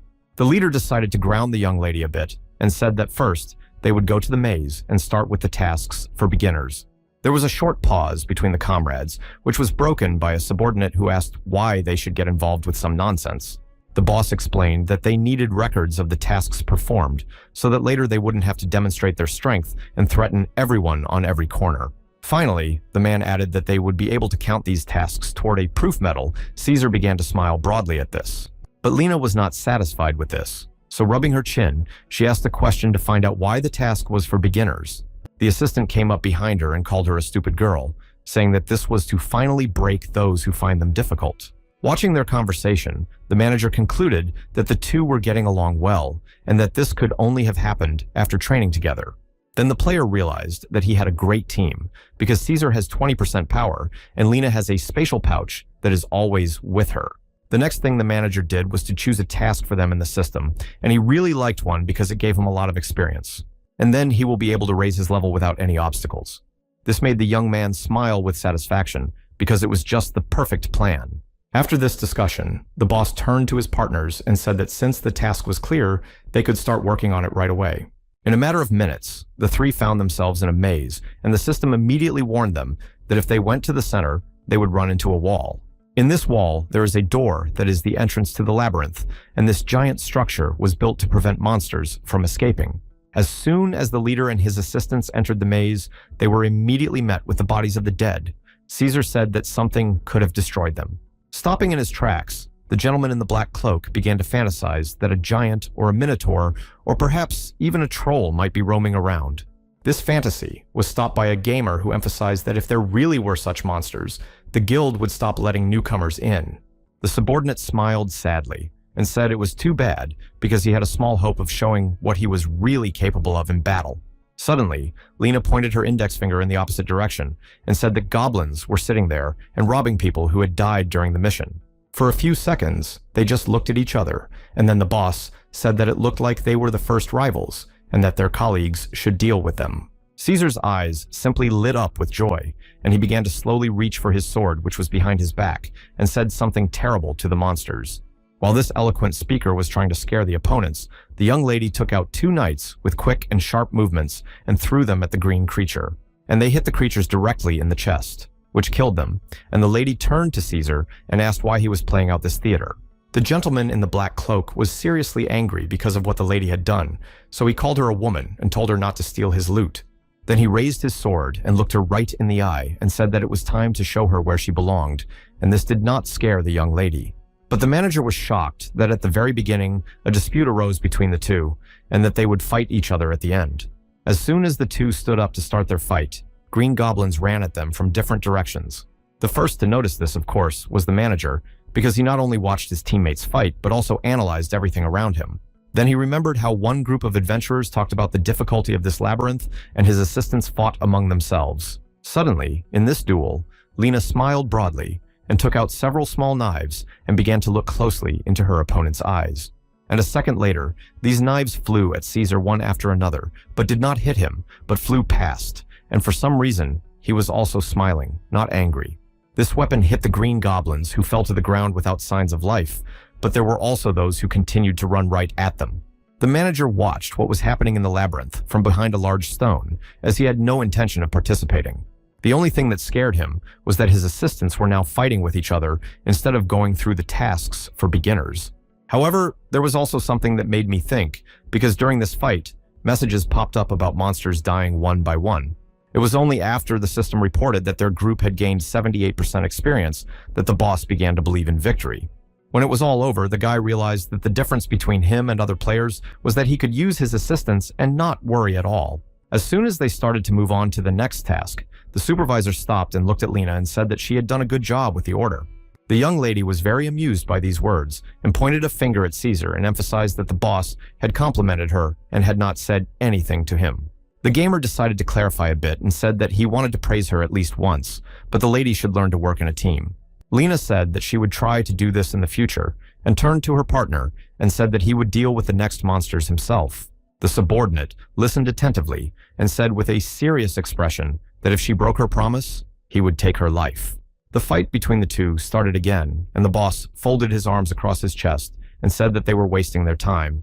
No one paid any attention to him, so the young man closed his eyes and added that if they continued in this spirit, they would not be able to move forward. Finally, he said that he wouldn't be able to hunt that way himself, and immediately Lena turned her head to the manager and happily clarified whether it was really true. Then he told the girl that he was the boss and could take the initiative, because after all, he also had to prove himself somehow during this task. After that, Caesar came up to him and asked him questions to clarify whether he was really ready for it or not. The player replied that he didn't see anything wrong with that, because Wilhelm Meyer's synchronization level was 40%. The subordinate did not like it very much, so he turned his head to the side but still agreed to his boss's decision. The only one who was happy was Lena, who raised her hand high and said with a big smile that she would finally see her boss in action. After a short pause, the girl added that she was sure that the manager was very strong and that he might have been a past master in the past. Suddenly, their attention was drawn to an old goblin who had just appeared, and then the lady pointed at him and said that now was the moment. And two subordinates began to send their boss into a fight, and the guy could not understand at what point everything turned against him. As soon as he made a few steps towards the opponent, he started thinking about how well he needed to fight to show a high level. However, when he pulled out his destructive sword, he realized that it was all nonsense, because the only thing that mattered was how he looked in the eyes of his partners. He decided that a simple fight with the sword would be enough, and so in a second, he tried to point it at his opponent. But then something happened that he hadn't expected. The old goblin quickly ran up to his opponent and hit him on the head with his stick. After that, the guy realized that the old man was quite fast and decided to use his weapon better. During the next blow, the creature was able to dodge and even jump back a few meters, and the player was a little tired of waving his weapon. The only question that interested the leader was whether he had taken the life of this monster, and to do so, he turned his head back to see it with his own eyes. However, the goblin not only did not die, but stood there unharmed, and then he abruptly turned in the opposite direction and began to run away. The gamer began to order him to stop and come back, because he wanted to deal with him once and for all, not stay like this. However, the monster had no intention of stopping, and the young man decided to run his sword in its wake, as he was sure that it would stop the creature. But he flew only a few meters and fell to the ground, after which the boss began to break out in a cold sweat from the excitement of how he looked in the eyes of his subordinates. The only thing left for the guy to do was to go and pick up his weapon and return to his two partners with his head bowed. As soon as he approached, Caesar said that, to be honest, the leader fought quite well given his body structure. Suddenly, Lena intervened in this conversation to clarify that her subordinate had said that it was a better battle than he expected. It was immediately obvious from the boss's expression that he was very upset because he was unable to fully understand his opponent. So he turned around in the opposite direction and with his head down, turned to his assistants and told them to stop this discussion. After that, there was an awkward pause between everyone present, and everyone watched the manager walk away. But Lena decided to ask if he was sick. However, the young man did not answer, but continued to walk with his head bowed, pretending that he had not heard anything. This reaction made the young lady very angry, and she demonstrated this by loudly shouting after the boss that this was not the way to do things. In a few hours, they managed to reach the upper floors of the maze, at which point it was decided to light a fire. Since the unpleasant incident, no one has dared to speak up, but the girl has been looking at her friends strangely. Suddenly, she raised her right hand up and happily said that her name was Lena, and she was only 16 years old, and therefore needed a good night's sleep. Caesar was really angry about this, so he said that the lady was silent, and then clarified that she really wanted their sick boss to stay up all night. The girl asked him not to call her a girl and asked how old he was, and a player intervened and told him not to worry about him. After that, the young man turned to Lin and told him that Caesar was only 15 years old and that they would both be on guard that night. The young lady just couldn't stop her hysterical laughter because she couldn't believe that the manager's subordinate was smaller than her. Then the assistant decided to express his opinion and said that he did not care about the age of those who were younger than him, which made the interlocutor laugh a lot. The gamer was already tired of these arguments, so he menacingly told the two to shut up and not waste their energy because they would have to spend the night here. A second later, the guy turned his head to Lena and accused her of getting them lost in the maze because it is impossible for a criminal to be unable to find the way out. He went on to emphasize that people like her should be the best subclass of bandits, and the first thing she should have done was to improve her orientation. Lena smiled broadly and said that the gentleman was right, but a second later she added that she hadn't even learned anything like that and didn't even know what was needed. The player froze in surprise on the spot and then asked what the lady was studying, and she replied that she was developing stealthy penetration and the art of the criminal. The young man decided to clarify the basics of hacking orientation or enchantment. Lena answered with satisfaction that she had not studied this either. Caesar decided to say that, despite the girl, he was trying to get them to the surface in the best way possible at the time. However, when the boss remembered that moment, he realized that part of the exit was blocked only because the subordinate was swinging his sword in different directions. Lena emphasized that her partner had also failed, so she asked him to call her big sister since she was older. The gamer shouted loudly for the two to shut up and said that he had taken food for 2 days just in case, so he would be able to hold out. After a short pause, the young lady smiled broadly and said that their boss was just an incredible person and asked why he hadn't taken the card then. After these words, there was a pause among the group of people again, although everyone had a lot of thoughts, but no one dared to express them. The player was upset that he could not cope with his subordinates because they always had some contradiction to his words. Several hours had passed, and it was time for some to rest and for others to stand guard, and the leader himself had to do it. Of course, the guy was angry because he believes that he was forced to do it, but according to all the rules, he is the boss and should not be guarding his assistants. The guy hasn't slept properly for a few days, and because of this, his skill level may begin to decline, so he needs to get out of the maze immediately. Suddenly, his attention was drawn to the white blanket under which Lena was supposed to be resting, but she was not there, and the manager wondered where she could have gone.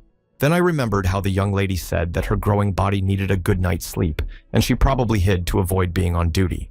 These reflections were interrupted by a lady who appeared suddenly from the right side and frightened the manager, who was standing calmly and not touching anyone. Lena, smiling sincerely, emphasized that the boss protects them despite his illness and complimented him on his bravery. Then the girl recalled the moment when she got angry with the boss and said that she probably went a little overboard at that moment. Then Lena began to reach out to her boss's face, saying that she was so worried about him at the time. A second later, the young lady dodged and added that she was so ashamed that she decided to rectify the situation and teach him a skill. After these words, the system immediately displayed a message that the criminal Lena wanted to teach the boss a new skill. The gamer even liked this idea, but the only thing that worried him was that it required a high level of sympathy or loyalty. However, such a chance is very rare, especially when it comes to NPCs because they usually do not agree to share their skills for any money. Immediately after these thoughts, the guy asked the woman what skill she wanted to teach him right now. The young lady, smiling broadly and looking directly into the chief's eyes, asked him if he knew what skill was most necessary for a criminal. The young man did not hesitate to answer that it could be the art of destruction. Lena confirmed her supervisor's guess. Almost licking her dagger, the girl began to say that there was a very important trick to this art, and it consists in getting to the target quickly and hitting only vital points so that the victim dies quickly.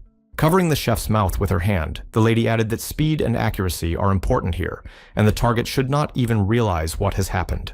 The gamer was interested to hear this information, and the interlocutor continued to say that they would start training now. Then she asked the boy to look up, and pointing her dagger there, she used a force that released a blue laser. When a small hole appeared in the ceiling, the lady turned to the boss and said that he should do the same thing 1,000 times. For the first few minutes, the young man just stood there silently and looked at his assistant's weapon. And then he sadly replied that his sword could not withstand this, and the thought flashed through his mind that he did not even realize what had happened. Lena pushed the sword into the chief's hands and explained that there was no need to hit with all your might, just to improve the accuracy of the execution. Then she added that you need to keep a sufficient distance, and then the sword will not wear out quickly and will last for several years. Then the young man had to make a slight lunge and barely touch the wall with his sword, and the chief began to try to do everything the young lady advised him to do. However, he had an urgent question that he immediately asked, and it concerned what would happen if he did not calculate his strength at some point. The girl replied that then the victim's blood would be dripping in different directions, and it would be easy to recognize the perpetrator, so she had to run away immediately.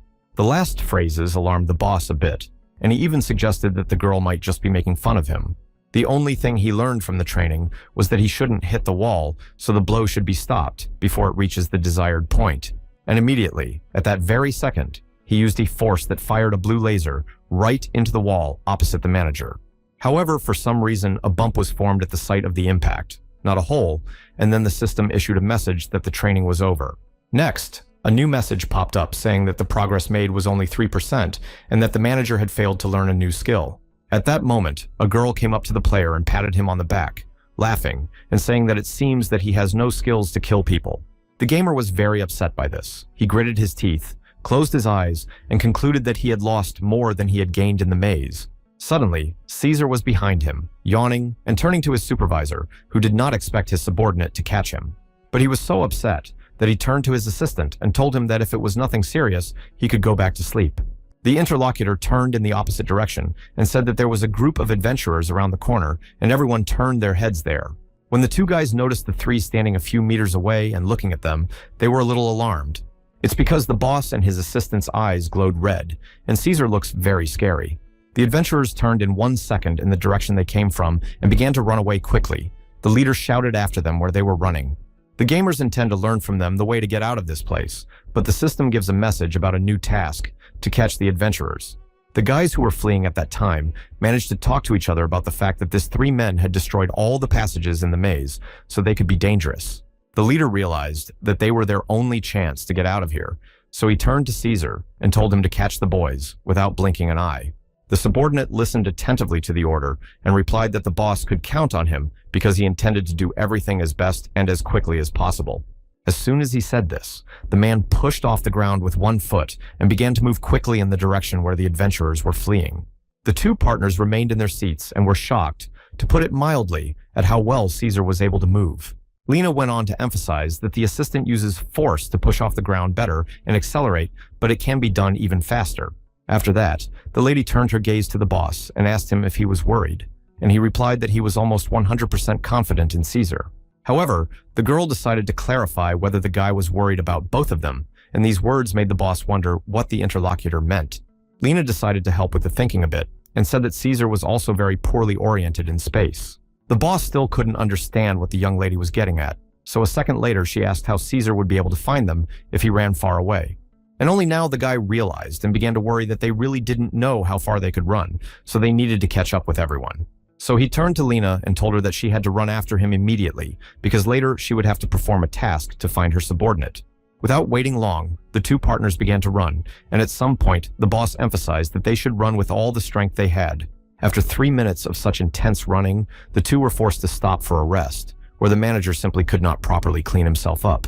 When Lena watched all this, she said that the boss really has some kind of illness that can cause his heart to stop from overwork. Rising to his feet, the young man replied that he would not die. These words, without any evidence, convinced the girl of this, so she did not go into details. Looking forward, the young lady folded her arms across her chest and said that then they could only hope that the subordinate would still be able to find them. Immediately after these words, the system issued a message that Caesar had managed to catch up with the fleeing adventurers. The manager was happy and said that when you need to work with your hands and not your head, there is no equal to your subordinate, so you don't have to worry.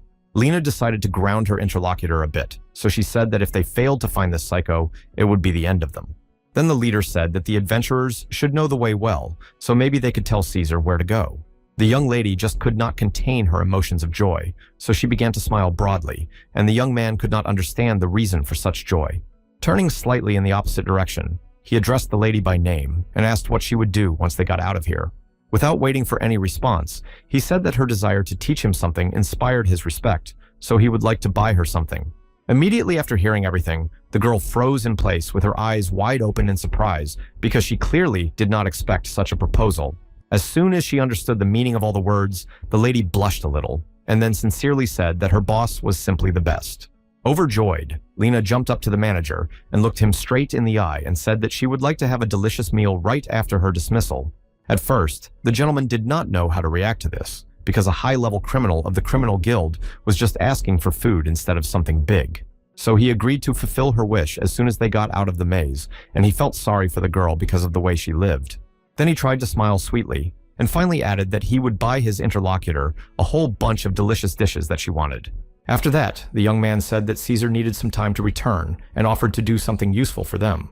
However, they were not able to start because the system gave a red message that the assistant had destroyed one adventurer. This news made the boss very angry, and his eyes glowed red because there was a problem here too. Suddenly, these thoughts and anger were interrupted by Lena, who pointed forward with her index finger and said that there were more adventurers. This time, the group of players consisted of 3 members, including a blonde girl, a guy in a metal outfit, and a guy with a shield. As soon as these 2 saw who was approaching them, they got very excited and began to make a plan in their heads to take them hostage. However, the 3 of them were not going to give up so easily, so each of them took out his weapon, and then the gentleman in metal clothes turned to Lena and told her to run away. And a second later, he added that the man standing next to her was dangerous, and the girl was just shocked to hear such statements from someone new. After that, the adventurer turned to the manager and called him a bastard and asked how he dared to hold the girl hostage. Hearing such words in his direction, the player began to think about why they were addressing him like that and why they were talking about such nonsense. The only thing that worried the boss at the moment was that he was definitely not up to the task of sorting things out because his performance was declining due to lack of sleep. But if you do nothing, Caesar will come and kill everyone. Then the Adventurers Guild will announce a hunt for them and everyone will be looking for them. Then the guy decided to look for support from Lena, but when he turned his head to her, he noticed that she could hardly stop herself from laughing. However, she could not restrain herself, and laughing loudly, she said that she was really a poor girl who was taken hostage by this thug. Immediately after the words were spoken, an arrow flew near their heads, which scared the couple and made Lena think a little. As it turned out, this arrow was launched by an adventurous young lady who was still standing in a pose for a shot and addressed the leader and said to let the lady go. The assistant manager was very amused by the whole situation, and the 3 adventurers decided to attack the offender in order to save the girl. One of the boys launched his dagger, but it did not hit the target because Lena was able to push the player back a few meters in time. The gentleman in metal clothes was surprised to see someone dodging weapons like that, so he said he had never seen anyone dodge weapons like that before, so he had to be ready for anything. Suddenly, one of the adventurers said that they could not defeat this opponent because their luck had turned away from them as soon as they entered the maze. A second later, he added that he had once promised his comrades that he would fight with them to the last, so he would even lie down in pigtails, but would not abandon them. Then the man in metal clothes turned to the girl Carly and said that he had fallen in love with her at their first meeting. Hearing this confession, the lady was shocked. Then a blush appeared on her cheeks, and finally she told him to repeat it when they returned. The chief was a little alarmed by what was happening, and a strange thought flashed through his mind, that the 3 of them were acting as if they were filming a drama. As soon as the smile disappeared from Lena's face, she said that she had had enough fun and suggested that the manager destroy these adventurers. The player did not want to take someone's life, but he did not fully know what to do in this case. Then the system gave a red message that Caesar had also destroyed the second adventurer and that the leader would get some experience as a group member for this. Immediately after that, another notification appeared that a new level had begun and a class skill called the Chef's Spirit was available to the player. The guy's face changed dramatically because he clearly liked this update and mentally said that it was exactly what he needed. When the young lady saw the expression on the head's face, she emphasized that it looked like he was killing 50 people every day. These words made the young man come to his senses because such figures alarmed him a bit, and he began to wonder if he really looked like that from the outside. Then he put his head down and said a little sadly to himself that he would like to look at his reflection in the mirror now. However, now the young man decided to test his new skill and looked at the attackers and told them to freeze in their fear. After that, he stood in one place and waited for the outcome. But the adventurers were getting closer and closer and had no intention of stopping. As soon as Lena realized that her boss's life was in danger, she turned to him and shouted at him why he was standing there like a stone and pushed him aside.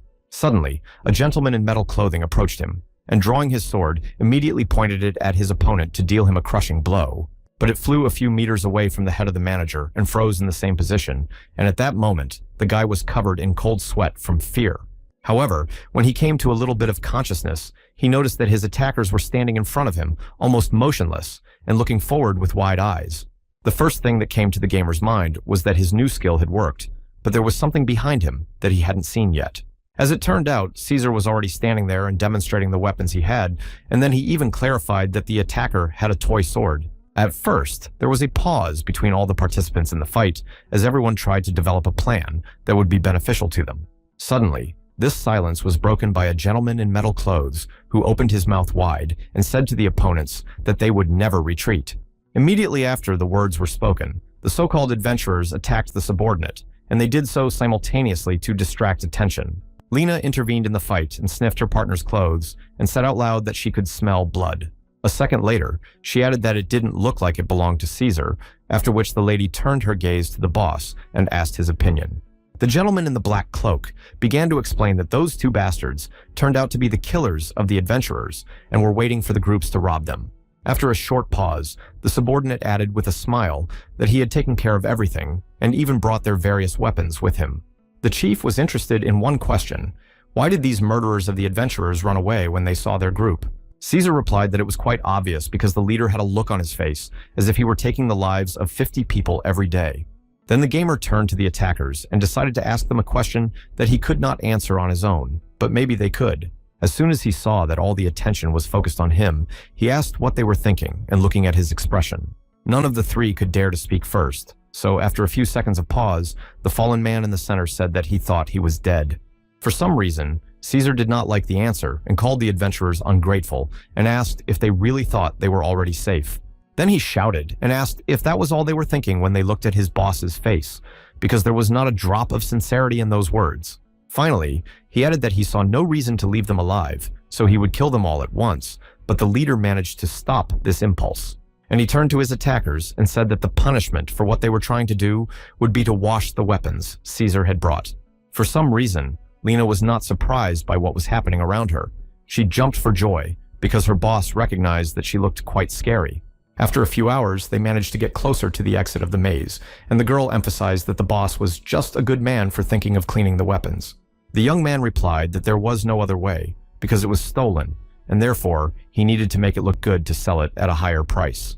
Almost before leaving, the gamer stopped and turned his head to one of the adventurers and thanked him for helping him get out. The young man was certainly pleased to hear this, but decided to warn his companion about what might be waiting for them on the way out. And a second later, he said that the guards at the gate were even worse than any bandits, so they would search everyone on the way out and take 10% of the loot. As soon as the young man listened carefully, the thought flashed through his mind that this had never happened in the city labyrinth. Therefore, he decided to clarify what would happen if they did not want to give anything away. Caesar immediately suggested that everyone be killed and everything be taken away. The boss didn't like it, but Lena decided to express her opinion, and so she said that they could use her beauty. The manager told them both to shut up and then turned to the bandit and said that he would go first to see what would happen to him. As soon as the young man approached the guards, he asked to be let through without being searched because he had found the adventurers' killers and wanted to inform the authorities. At first, the guards thought about it, but then immediately let the young man through, telling him to go immediately and report everything he knew. All those present began to pass through the gate, and the system issued a message that they were leaving the maze. Caesar immediately sensed something wrong with this, so he said that they had been told earlier that the guards at the exit would have to give 10%, and here they passed without any problems. Then the gentleman suggested that the boy could have told about the adventurers' killers to appropriate their experience. The boss saw that his subordinate might snap, so he asked him to calm down and suggested that the captured people should be sold into slavery. The group of adventurers, hearing these statements, began to panic and attack one of their own for wanting to deceive someone even in such a situation. After that, the system displayed a message that Caesar had a new skill called intimidation, which amused the man. The assistant and his supervisor began to laugh out loud in unison, and the system then reported that their notoriety had increased several times. Immediately afterwards, their group turned to their partners who helped them get out of the maze and said goodbye while still laughing. As soon as they headed for the exit, they received a notification that the task was completed and their team received a certain reward for it. When the group approached the reception, the lady sitting there happily thanked them for dealing with the adventurers' killers. Then she smiled broadly and said that she would not call the guards thieves, who only take 10% of the profits. The manager wanted to end the conversation because he realized that there was no point in it, but suddenly the girl said that the guild also takes the same percentage. Lena managed to say that there were some thieves here, and the boss leaned over to the reception and said that this simply could not be because he had never heard of such a thing. The lady kept smiling and asking if it was really such a big percentage, and without waiting for an answer, she said she had a good offer. A second later, she said in a more serious tone that she could become their confidant, which made the young man think for a few minutes. The young lady went on to say that her name was Errol and that she believed adventurers should help each other in any situation. Late in the evening, in one of the churches in the town, the Holy Father held a strange service based on the word "end of everything on earth." A few minutes later, the man raised both hands in the air and shouted that the end would rule all living things on this earth. Suddenly, a powerful explosion occurred behind him, forcing him to stop and slowly turn his head to see who had done it. As soon as the dust settled, Caesar entered the church, and you could see on his face that he was not happy and even irritated. To put it mildly, the gentleman was shocked because he froze in place in the same position and could not understand what this man wanted in the middle of the night. The boss's subordinates stopped and turned to the priest angrily, but did not say anything further and began to maintain an incomprehensible pause. Then the gentleman decided to ask himself what the guest needed from him and if he could help him in any way and tell him about it. Immediately after this question, a man in a black cloak opened his mouth and eyes wide and shouted loudly that his boss was very seriously ill. A few hours ago, a group of 3 people were in a luxury hotel to make a plan of action. As soon as they entered the hotel lobby, the boss told his assistants that they would stay in this nice place for the night. Lena, as always, exploded with joy and raised her hands in the air and began to say loudly that the manager was the best, but Caesar just calmly thanked her. Then the girl began to run around in a circle, saying that last time he left them in a tavern and that she did not understand where the miser had gone before. At these words, the man began to smile broadly because he knows that they have finally earned enough money and he is not going to stop there. After all, he did make a deal with the young lady at the guild's reception desk, and in return for her cooperation, she decided to reduce his team's income in the reports. The guy started to rejoice because he thought the system was a great idea, but he didn't understand where it all came from, whether it was a new skill or charisma.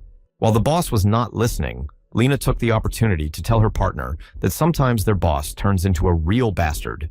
When he came to, the young man said that they came here not only to sleep, but also to eat and drink and have some rest. However, he immediately decided to warn them that before they started doing all this, he had a condition regarding his assistants.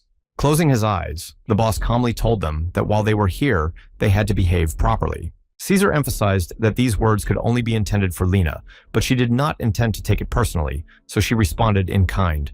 This fight was already gaining momentum, and the hotel employee decided to intervene and stop it at the initial stage because they were already disturbing others. After calming down, the 3 moved to the luxury hotel restaurant where they sat at one of the tables and ordered a drink. After they clinked their glasses, the young lady happily said that she finally understood how it feels when adults do this. No one reacted to this statement because the boss was just taking another sip and thought that it had been a long time since he had drunk in a game. Putting the glass on the table, the young man emphasized that it was very tasty, and then he turned to his subordinates and asked how much they usually drink. Caesar calmly told the manager that they were both underage, and Lena added that they were not allowed to drink alcohol by law. The guy completely forgot that they did not look their real age, so the assistant poured cold water into the glasses. Then the boss decided to discuss the important issue that they would not be able to explore the maze if they could not navigate it. So after that, he suggested that Lena learn a skill for this, to which the lady sharply replied that she did not want to because it was too boring. After a short pause, the leader said that he had thought about what she would say, so he would probably look for a bandit to join the group or buy a card. Taking another sip, the player reasoned that no matter how much good he did to these 2, they still wouldn't listen to him. For some reason, Caesar became very angry, and although he had initially restrained himself, he began to blush and grimace. But then he slammed his hands on the table and shouted that the chef had drunk a whole glass of beer since he was only allowed to drink 1 sip. The manager did not expect to receive such a reaction, so he did not know how to react to it and simply stared at his subordinate. And the assistant continued to say that the gentleman was forcing them to celebrate with them while their illness was getting worse every day. The boss immediately requested a health report from the system, and it showed that he was completely healthy, and then the guy did not understand why the assistant was so worried. Without waiting for any explanation from Caesar, the young man turned his gaze to Lena and mentally asked her to explain what was going on here. But I noticed that tears appeared in the girl's eyes, and she said through them that despite her pain, the manager decided to arrange a holiday for them.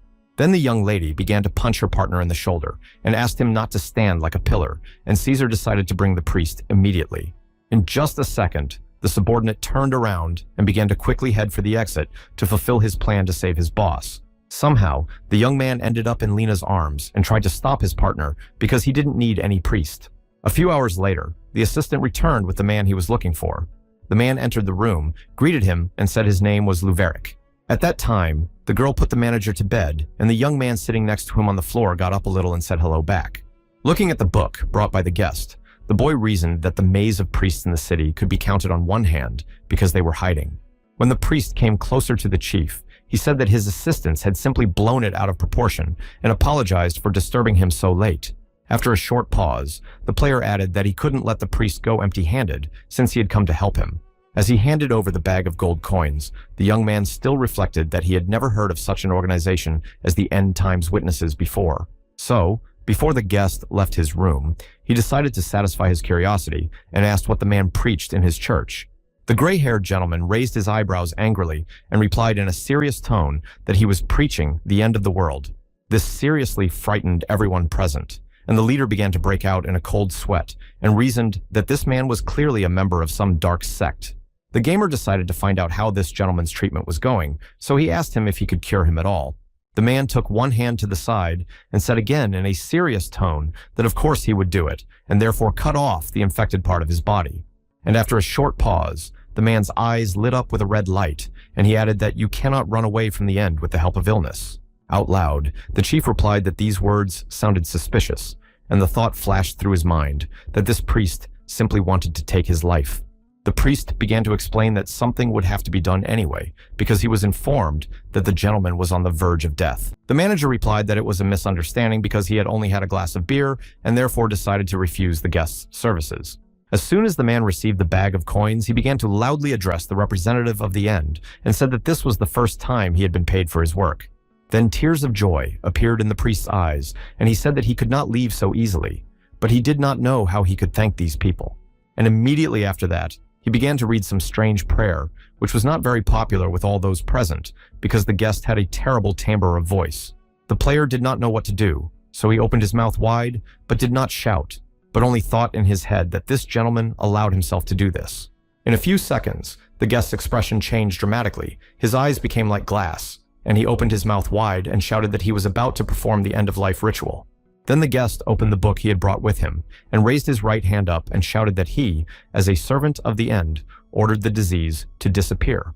Immediately after that, lightning appeared in the sky and a loud sound of thunder was heard, and the manager was frightened by what was happening in the room.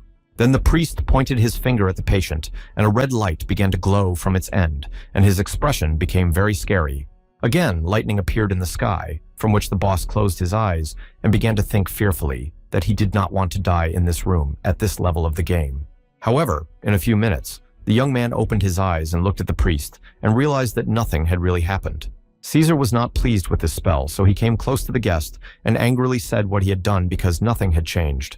The priest kept his gaze fixed on one point and asked everyone present to look out the window in a serious but calm tone. The trio immediately rushed to the window to see what could have happened there, and as soon as they got there, they noticed one man lying on the ground. A few minutes later, the group turned to face the priest, and the chief decided to find out what the intention of the young man who was now lying down was. The guest asked everyone to move away from the window and jumped through it without even opening it, and the glass particles flew in different directions. As soon as he landed, all the people who had gathered near the body began to look cautiously at the man who had jumped out of the window and remained unharmed. When the priest approached the victim, he put 2 fingers to his neck and without feeling a pulse, realized that the young man was already without signs of life. The manager, looking out the window, began to break out in a cold sweat from excitement, and the thought flashed through his mind that this gentleman was sick to his stomach. Suddenly, Caesar was behind him, and he turned to his boss and asked him to deal with the situation, but did not wait for permission.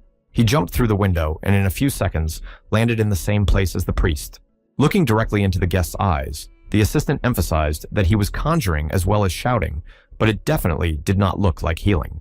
Then the assistant put his big sword to the priest's back and asked questions to find out what his ritual actually did. The priest clenched one hand into a fist and smiled broadly, saying that his ritual reduces the life force until the disease dies. After a short pause, the subordinate emphasized that the man had made a lot of noise and that he could cause his boss a lot of problems. Then he added that even if the guest wanted to cure the chef, he still could not be cured of such a big disease by some kind of ritual. The gamer continued to watch everything through the windows, and when he heard these conversations about rituals, the young man thought that in this case, he could have died. The priest calmly turned his head to his interlocutor, and holding his book open, asked if the man had decided to threaten the clan. Caesar smiled broadly and clarified that he never asks for anything, and then said that he would tear this incompetent gentleman to pieces. As soon as the player realized that these two decided to fight, he almost fell out of the window as he was shocked because he didn't want such attention to them.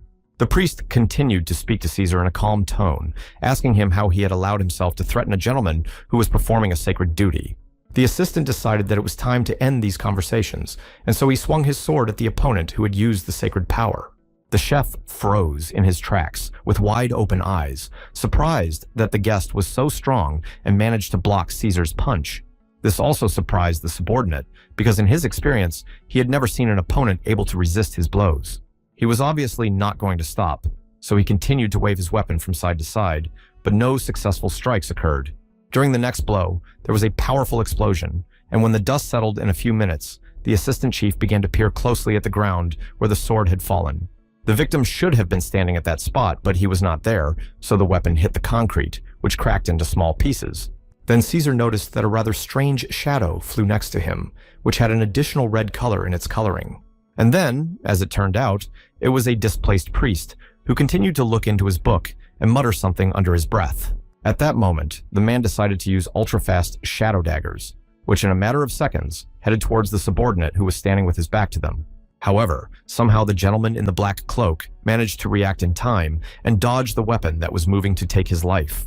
The supervisor froze with his mouth wide open as his subordinate managed to resist the skill by simply waving his black cape. As soon as the assistant came to his senses, he wasted no time in running at the enemy, holding his large and heavy sword. However, the priest gave a worthy rebuff to the attacker because he used magical powers that he drew from a book that was supposedly sacred to him. But at some point, something happened that made the player think that the priest was already running out of strength and seemed to be fighting with his last breath. However, everything turned out not to be as it seemed at first glance, because at the moment of alleged weakening, the man was preparing shadow daggers. Therefore, as soon as the guest saw the right moment to use his weapon, he did so, and everything turned out exactly as he thought it would. He pierced Caesar. When Lena saw this, she said in the manager's ear that she thought her partner was losing, and this worried the guy because then the game would be over for him. Out of desperation, the gamer stuck most of his body out the window and began to think quickly about what he could do to save the situation.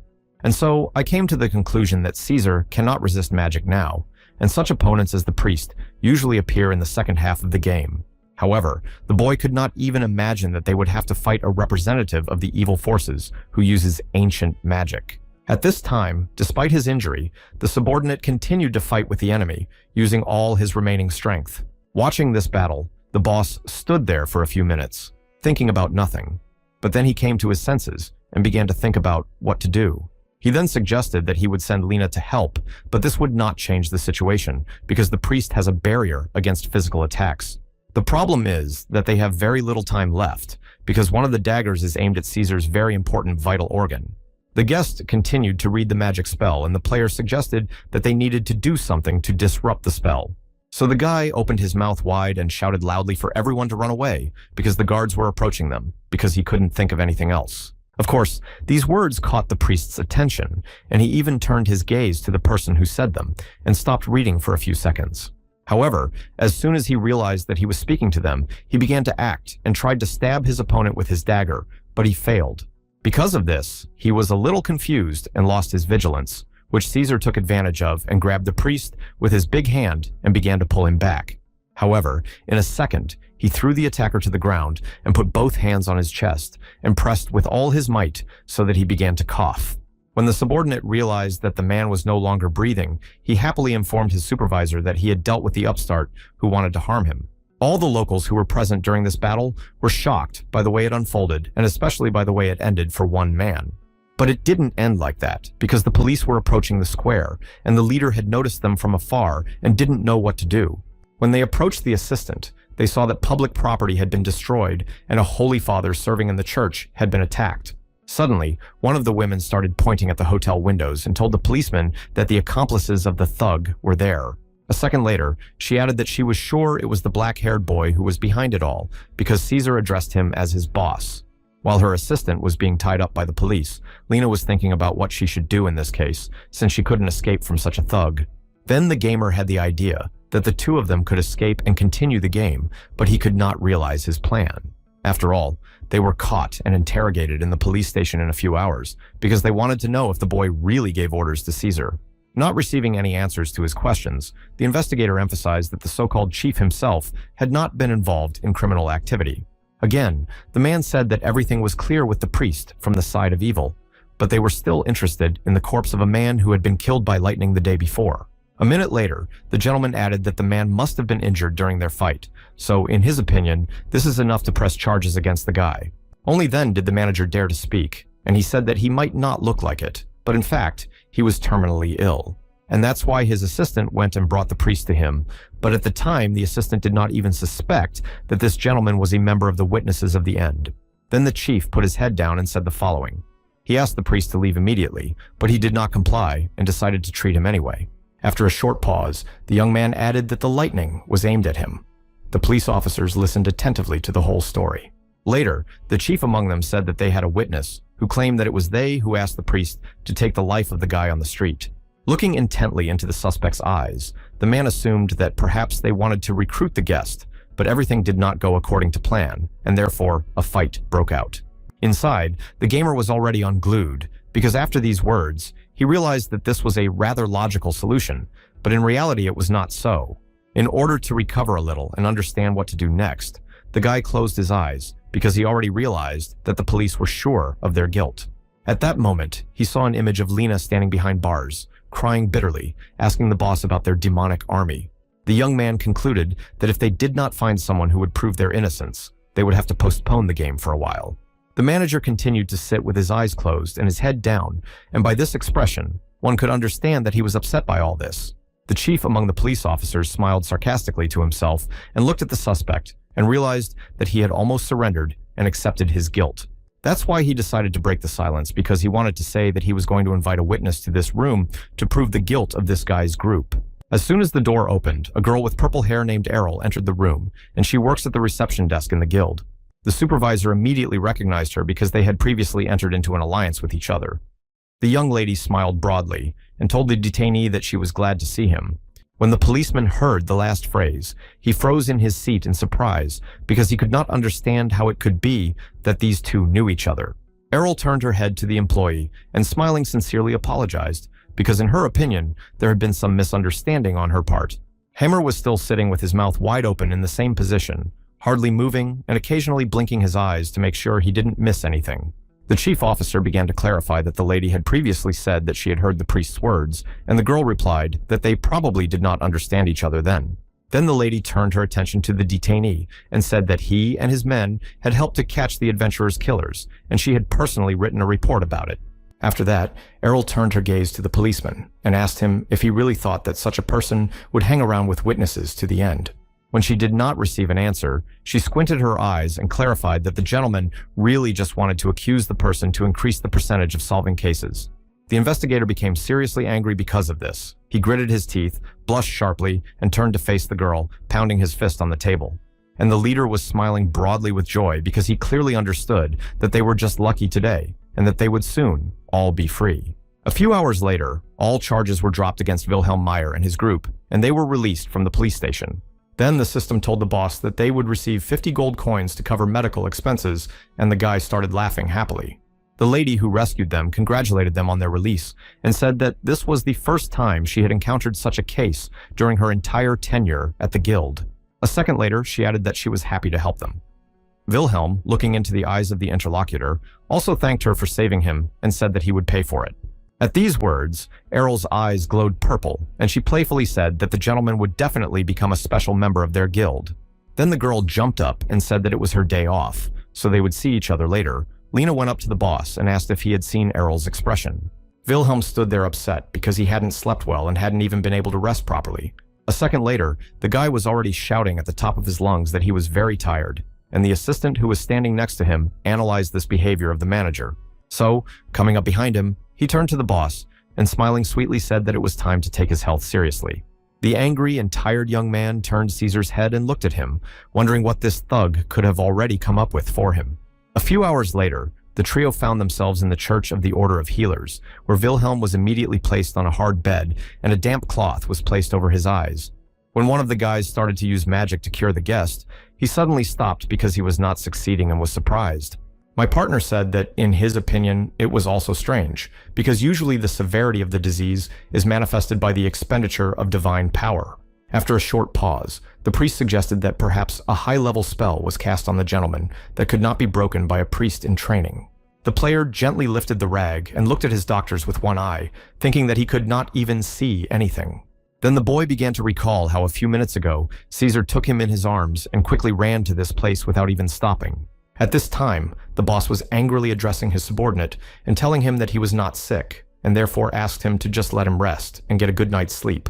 However, Caesar didn't even want to hear about it because he was sure that his boss was sick and needed to be cured at all costs. While the priests were using their power and magic to cure the guest, he lay there and thought that he had to pretend to be sick in front of them. After a few minutes of the procedure, the priest froze in surprise and then said out loud that this simply could not be. Caesar, of course, was seriously frightened by these words, and he turned to the priest and asked him what he meant by saying such words. When he did not receive a quick answer, the gentleman in the black cloak approached the church minister and demanded more explanations of his words. The young man who tried to cure the allegedly sick man was frightened by the tone of the interlocutor and replied that he was not sure yet and asked for a little more time. The subordinate was even more enraged by the request for additional time, so he grabbed the priest's shirt and reminded him that the manager had a high-level curse. Then the assistant opened his eyes wide with rage and said menacingly that he had no time for any excuses, so he asked to bring the best priest. Caesar then asked if the young man had heard about what had happened to their fellow witnesses at the end, and after a short pause, added that he would do the same to them. Suddenly, a gentleman intervened in this fight and entered the room and immediately began to find out whether it was the seriously ill man lying on the bed. When the subordinate turned his gaze to the man who had just entered and looked at him carefully, he asked him who he was and why he had come. However, the Reaper did not pay attention to the questions asked of him. He continued to walk to the boss, and when he saw him, he said that he looked really bad. The priest turned out to be a young lady with blonde hair, who immediately decided to use her strength and capabilities to treat Wilhelm. However, a few minutes later, she froze in place with her eyes wide open in amazement, as she could not believe that this was even possible. Therefore, when she returned to Caesar, she first told him that her name was Elaine, and she was a middle-level priest. The manager opened his right eye a little bit to not only hear but also see what this newcomer had to say about his health.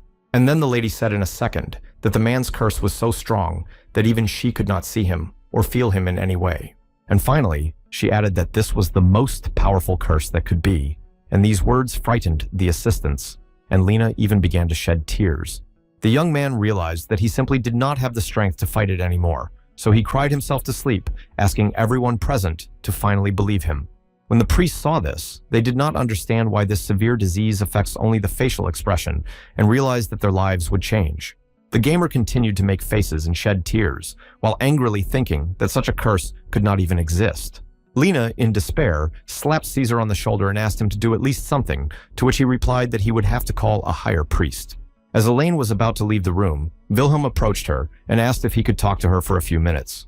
When the girl stopped, she turned her head to the man who was not addressing her, and after a second, he added that he wanted to discuss his illness in private. The young lady naturally agreed, and so she led the interlocutor to her personal library, where she seated him in a chair opposite her. About to sit down in her chair, Elaine put her right hand on the table and asked in a serious tone what the patient wanted to talk to her about. The chief looked down and replied in a calm tone that, speaking of curses, he did not really want to disturb the high priest. The lady began to say that if they studied such a rare curse, it would eventually help their order, and they would cover all the costs. The guy sharply clarified what would happen if they did even worse, and so he decided to remind them of the reputation of his assistants. After saying this, he paused for a moment and then added that even the Braum police could not stop them because they only listened to him. Then the young man said that if everything goes wrong and he dies, he will die, and immediately after that, he asked where his assistants will go first. After listening carefully, the girl turned her head and gazed to the side and began to cough loudly with her hand over her mouth. And then she quietly replied that the one who was entrusted with such a monumental task was so damaged that he almost did not look like a normal person. The manager realized that these words did not convince the priest at all, so he was disappointed and began to wonder why everyone was so picky about him. One of his thoughts was interrupted by the interlocutor, who loudly banged her hands on the table, asking if the gentleman already knew what was wrong with him. A second later, Elaine began to cry, bitterly, saying that she felt sorry for the boy because he knew he was living with such a great curse and did not lose heart. Then she turned to the god of healing and asked him for help, because this guy was sacrificing himself to protect them from his subordinates. The boss burst into tears again because he was so tired of proving to everyone that he was actually completely healthy and did not need any treatment. So he got up and with his hand over his face began to walk toward the exit, explaining his decision so that he had nothing more to say. Elaine said at the last minute that she was a priestess of healers, so no matter how strong the curse was, she could at least slow its manifestation. As soon as the young man stopped in his tracks, he felt an unfamiliar energy approaching behind him, and it belonged to the Order of Healers. A minute later, the system informed the boss that all protective effects had been removed, and then he turned his head to the interlocutor and asked what she had done. The young lady opened her mouth wide and loudly shouted that she was a priestess, serving a great mission of healing people from various diseases. After a short pause, the lady asked the leader if she could join his group and walk further with them. At first, the guy wondered if she really said what he heard, but LA continued to say that she did not need money or fame at all. The only thing she asks is to be allowed to follow them because she likes the way they treat each other. The player realized that in any case, they would have to search for the priest, and it would take a lot of money, especially with his average level. However, he was interested in the suggestion that this participant needed neither money nor fame, so they would keep the preservation. After that, the system issued a message that they could accept LA into the group under special conditions, which means absolutely free of charge. The guy froze in his tracks in surprise because the system confirmed that he could actually do it, and he hadn't even thought about it. However, he still could not explain to himself why he had such luck in getting new players to join his team, and it was definitely not because of charisma. But he simply cannot refuse Elaine either, because the fact that she is a mid-level priestess and wants to join them is absolute luck. For several minutes, he continued to stand in one place and stare at one point, thinking that this was not the first strange situation in the game that had happened to him.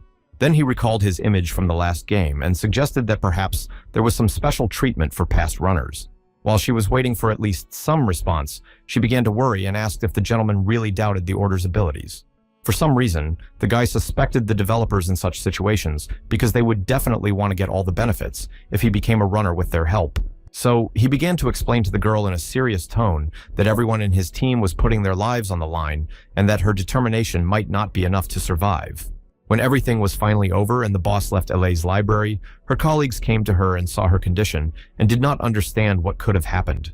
As soon as the boss met with his subordinates, Lena happily emphasized that the gentleman's expression changed, and she wondered what he was doing with the priestess. At this time, Elaine leaned over her desk and wept bitterly because she felt very sorry for her guest and considered him unhappy.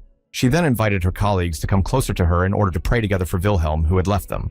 It had been an hour since the three left the healing order, and during that time they had managed to take a seat in an inn on an unfamiliar street. After chewing another piece of meat, the girl turned to the chef and asked why his face was so radiant, but his expression was still horrified. Caesar looked at his colleagues and agreed with the young lady's opinion, so he clarified that something might have angered the manager. The guy put his hands on his face and said that to tell the truth, he does not want to blame anyone, but there is something that worries him. The subordinates even stopped doing anything and froze in their seats, and the guy continued that they could not cope with even the easiest tasks. For some reason, Caesar turned to face Lena and called her a slut, saying that she must have done something wrong again. The lady could not keep silent, and in turn began to blame her partner, but the boss intervened and emphasized that he did not blame anyone for this. As soon as the two calmed down, the guy closed his eyes and calmly said that the accusation made no sense and that there was a completely different solution to this problem. And after a short pause, the boss said that he was now talking about eloquence, which gives you a chance to get what you want almost without using force. Lena didn't like it and said so right away, but her supervisor shouted that a thief like her should have this skill. After the player shouted, he realized that he had overreacted and, covering his face with his hand, calmly said that he would demonstrate everything by his own example. And literally, at that very second, he turned to face the bar and called for the cook, who immediately came to their table. The gentleman was very stout in appearance, and his face was marked by large, round eyes. When he approached, he asked how he could help. The manager asked the man to look at their table and see the large number of dishes his team had ordered for dinner. The kitchen worker emphasized that it really wasn't a small meal, and then the chef said that thanks to them, they made quite a good profit today. After that, the system gave a message that eloquence was activated, so the guy asked if they could count on bonuses. The subordinates froze in their seats in amazement, for they had never heard their master so beautifully lure people out of any benefit for himself. The cook stood silently for a few seconds because he needed to think about it, and then he said that of course he could arrange it. And literally a second later, he announced that he would bring everyone a glass of wine at the expense of the establishment. His subordinates were shocked by this development, to put it mildly. After that, Wilhelm turned his head to his partners and emphasized that this method can be used to get the things you need without using force. Suddenly, Caesar loudly put his hand on the table, which attracted the cook's attention, and then began to say that this eloquence would open up new opportunities. Then, the gentleman in the black cloak said that he understood everything the chef was saying and turned to the cook and emphasized that he must have misunderstood. And a second later, when he added that the manager actually wanted something else, the gamer was mentally torn apart by what his assistant was doing. When the kitchen worker saw that the thugs started to get up from the table, he said that if they were violent, he would call the guards. Caesar calmly asked the question about whether the interlocutor knew that they had just left the police station. Then the assistant added, smiling sarcastically, that the boss had destroyed half the city and was not only let go, but was also apologized for in the end. Wilhelm was simply beside himself with rage in his mind, because first of all, he was angry with his assistant, and secondly, it was not really so. After a short pause, the cook asked if the gentleman was from some criminal organization he hadn't even heard of. Then the man gritted his teeth strangely and said that it seemed they had come here for a reason, because they knew how important this tavern was to other organizations. As soon as the gentleman spoke the last word, men holding various weapons began to appear from the ceiling and other walls of the room. The chef asked the guests to show their true colors, and the manager got to his feet and was disappointed that there would be another fight. Caesar, on the contrary, was pleased with this, so he raised his sword up and emphasized that with the help of eloquence, you can get whatever you want. Swinging his sword, the assistant gleefully announced that he was taking over the entire tavern. Lena, who was standing on the side, supporting her partner because she wanted it so much. Suddenly, the system issued a notification that the guests had encountered a secret group that was hiding in the establishment at the time. The main one among these participants was a cook who watched the battle and saw that half of them could not even withstand one blow. Because of this, he began to shout loudly to his men to disperse, because they would all be killed if they stood in a bunch. At that moment, Lena approached the man from behind, tapped him on the shoulder, and addressed him as if he were the owner, asking if he had forgotten about her. Next, the young lady showed her dagger, which she began to lick with her tongue, again clarifying whether the gentleman had forgotten it. It was only after this gesture that the man first screamed in pain and then tried to say which organization the lady belonged to, but he could not because he was in pain. At some point, the men who were hiding in this tavern began to run away, shouting loudly that these guests were just some monsters. Several hours had passed since the battle began, and now they were sitting at a table where the cook was apologizing to the 3 tavern guests. The man went on to say that one could guess how cruel the manager was by his face and blamed himself a bit for not realizing it right away. Wilhelm addressed the hostages and emphasized that it was too late to regret anything, so they should not waste time on it. Then the young man pointed his index finger at his assistant Lena and asked how men could know her, while the lady smiled broadly. The so-called cook replied that he knew the lady because she was a member of their organization and was considered a first-class criminal.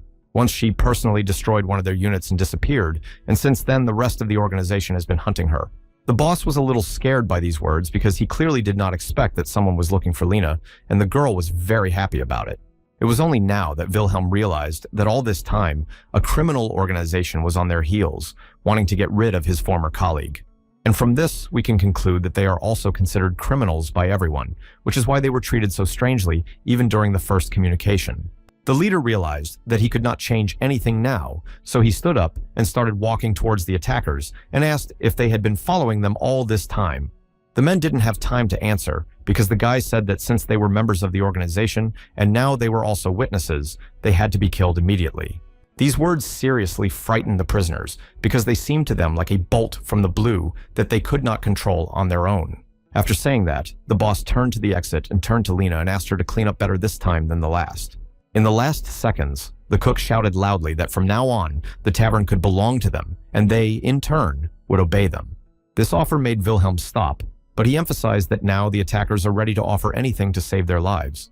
The chief among the criminals sadly replied that this was not even the point, because their organization was not as smooth as they would like it to be. Lena came up close to the so-called cook and looked him straight in the eye and asked him if these problems were not due to the fact that they were left without her. The giant knelt down and bent his head down and said that their organization is not the same as it was a few months ago. And it's all about their newcomer, who is a rather strange fellow, but also smart. And one of his peculiarities is that he has a snake's tongue. As soon as he arrived, he immediately proposed a new business plan to the CEO, and his idea eventually began to bring in some profit. However, because of this, their tavern, the Den of Freedom, was not in the best position, as it eventually stopped generating any income. Then the chief of the attackers shed a small tear and said that they were already in a bad light because of security problems, and now new difficulties were added. Having calmed down a bit, the man added that according to rumors, they knew that the young man started out as an ordinary thief who stole on the streets of the town. And finally, the gentleman looked directly at the manager and said that under his leadership, they would achieve great things. Not hearing a word in response, the chef continued to say that with their strength and the charismatic face of the chef, they could reach the top. At this time, Lena raised her dagger above the interlocutor's head and told him to shut up because the boss doesn't like people talking so much. However, she did not have time to do anything because Wilhelm ordered her to stop and said that he wanted to accept the attacker's offer. The girl was seriously angry and began to say that these criminals would sell them at the first opportunity they had. The chief calmly said that they would not do that, because if the organization found out that they had failed to stop them and had submitted, it would destroy them. And then it turns out that in any case, they will be deprived of their lives, so they have no choice but to accept them into their team. The young man then suggested that they be reborn and swear allegiance to Wilhelm Meyer in order to save their miserable lives. In a few minutes, the system showed that the criminals from the criminal organization were now subordinate to them, and that the inn in the alley was now their territory. The giant cook knelt down in front of the chef and kissed his shoe, and the system informed him that he could take a part of the profit. After that, another message appeared, saying that now Wilhelm could create his own organization, because he already had all the components and just needed to choose a name. The young man decided to consider all his subordinates his family, and in a few minutes, he announced the name of the organization, the Black Mountain Association. The system then displayed a message that Wilhelm would receive additional experience and skill points when he created the organization. Finally, there was a reminder that organization is a key element of the chef game, so you need to create it in the best possible way. As soon as all the organizational issues were over, Caesar turned to the manager and asked questions to find out the plans for the future. The young man, looking at himself in a serious tone, replied that the main goal of the Black Mountain Association was to overcome the maze. Lena looked into Wilhelm's face from the right side and asked if this was too simple a goal for them, since they were capable of more. The boss had to clarify things further and said that power and income are also important, but he personally looks for much more than that. After all, the labyrinth is teeming with powerful monsters, and no one has ever managed to match their strength. After saying this, he clenched his hands into fists and raised them up, smiled broadly, and said he was ready to fight the strongest of monsters. The boy was so enthusiastic about his words that he called everyone to run forward, but only Caesar and Lena joined him. The men who had just joined the group froze in their seats in amazement because they did not understand what they were supposed to do now. At the same time, in the eastern part of the city, in the thickets, the boy was reading a newspaper with news that someone had seized an entire tavern in half a day. It turned out that he was reading the news for a man with long black hair who was sitting on a chair. The young man suggested that a new organization could have done it. This large and broad-shouldered gentleman's name was Thomas, and after hearing this, he quickly rose to his feet and said seriously that it was time for him to intervene. At this time, Wilhelm told his assistants that he did not care about any titles that could be obtained during the maze. Looking down on the city from the highest point, the young man spread his arms to the side and said that he just wanted to become the best and go through the maze himself. The system decided to summarize everything the guy said, so it displayed a message about the association's goals and a list of intentions.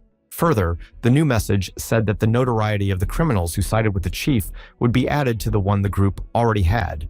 One of his colleagues came up to the so-called cook and frightenedly began to say that they had managed to get out of the situation, but what they should do next. The man replied that it seemed the boy already knew about everything, and that he also heard rumors that the young man had hired a damn monster to protect him.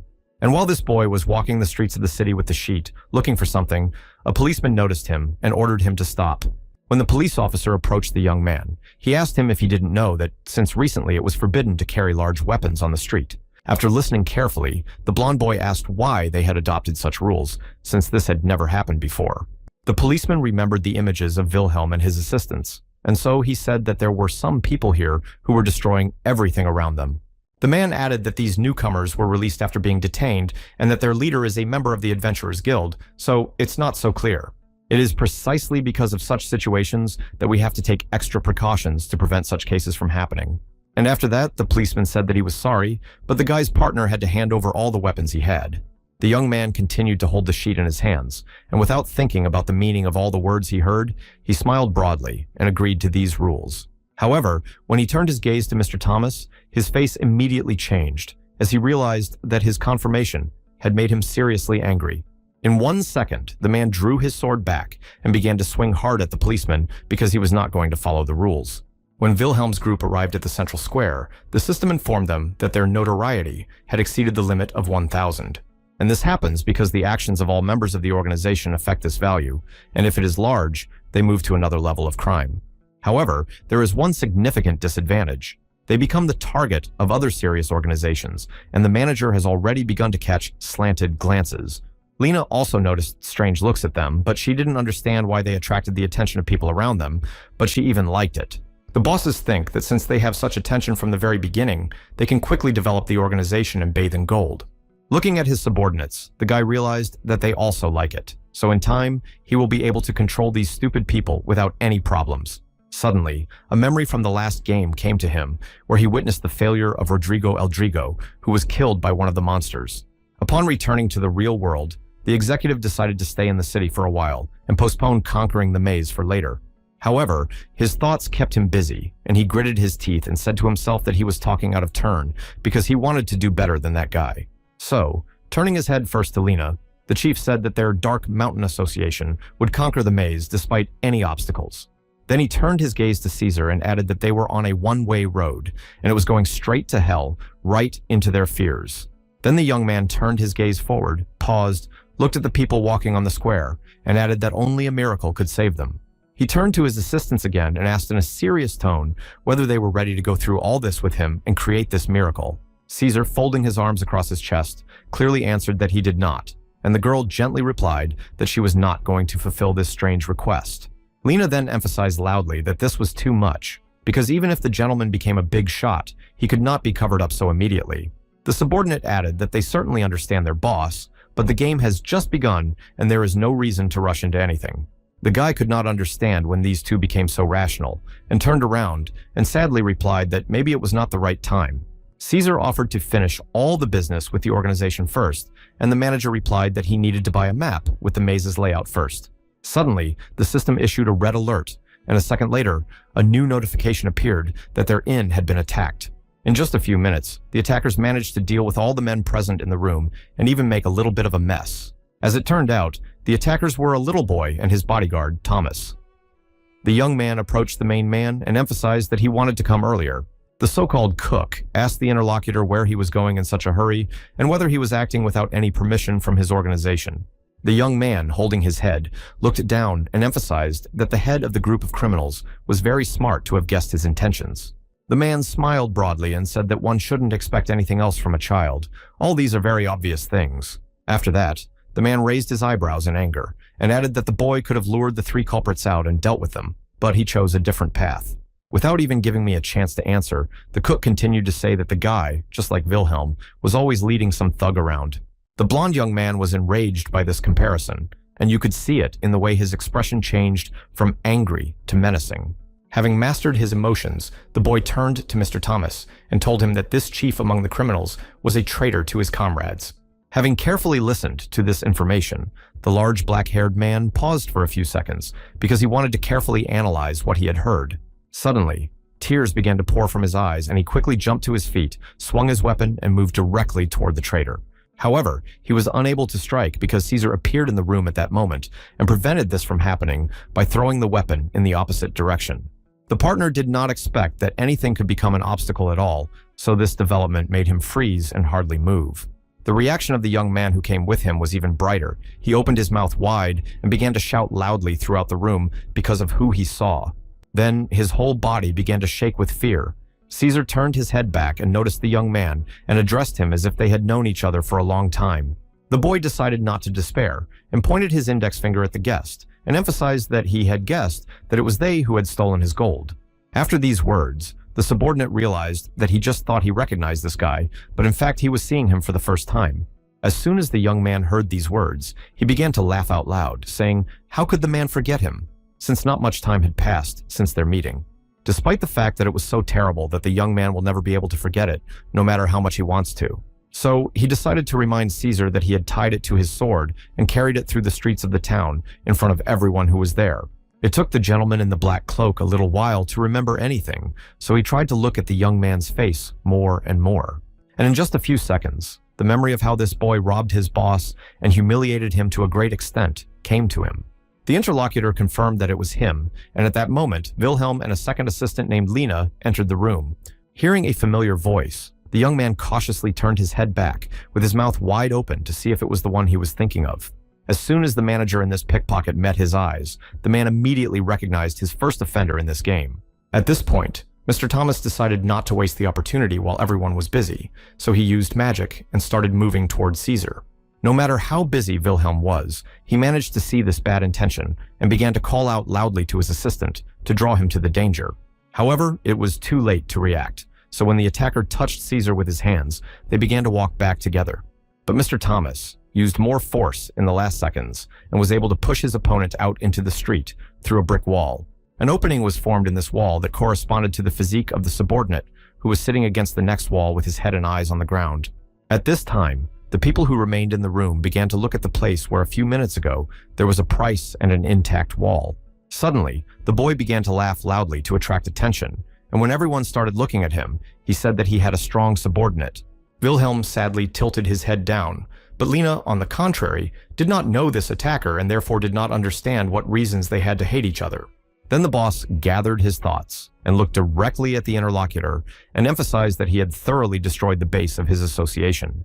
But a second later, the manager exploded with emotion and wanted to attack the boy right then and there, but Lena managed to catch him. While the girl was holding her boss's hands, he was trying to viciously prove that his Caesar was stronger than such blows, and that is why he was alive. The blonde young man, looking closely into the eyes of his interlocutor, sarcastically emphasized that the gentleman was completely unaware of Mr. Thomas's blows. After all, this man is nicknamed the Piercing Wind. He was an adventurer who managed to get to the depths of the labyrinth and lost his comrades in the process. And so, he was defeated at the threshold of the unknown. And perhaps because he could not accept the fact that his friends had died, he became like that. He managed to get out of the maze on his own, and it was only thanks to this escape that he alone managed to survive the task. And because he could not come to terms with the fact that he had left his loved ones in the maze, he simply went crazy. While the young man was telling the story of his assistant, the latter, standing in front of Caesar, told him to get up because then his comrades would die by his hand. The interlocutor continued to sit in the same place, in the same position, not even a single muscle moving on his face. In the room, the young man furiously tried to convey to Wilhelm that he could not become a great thief because of their meeting.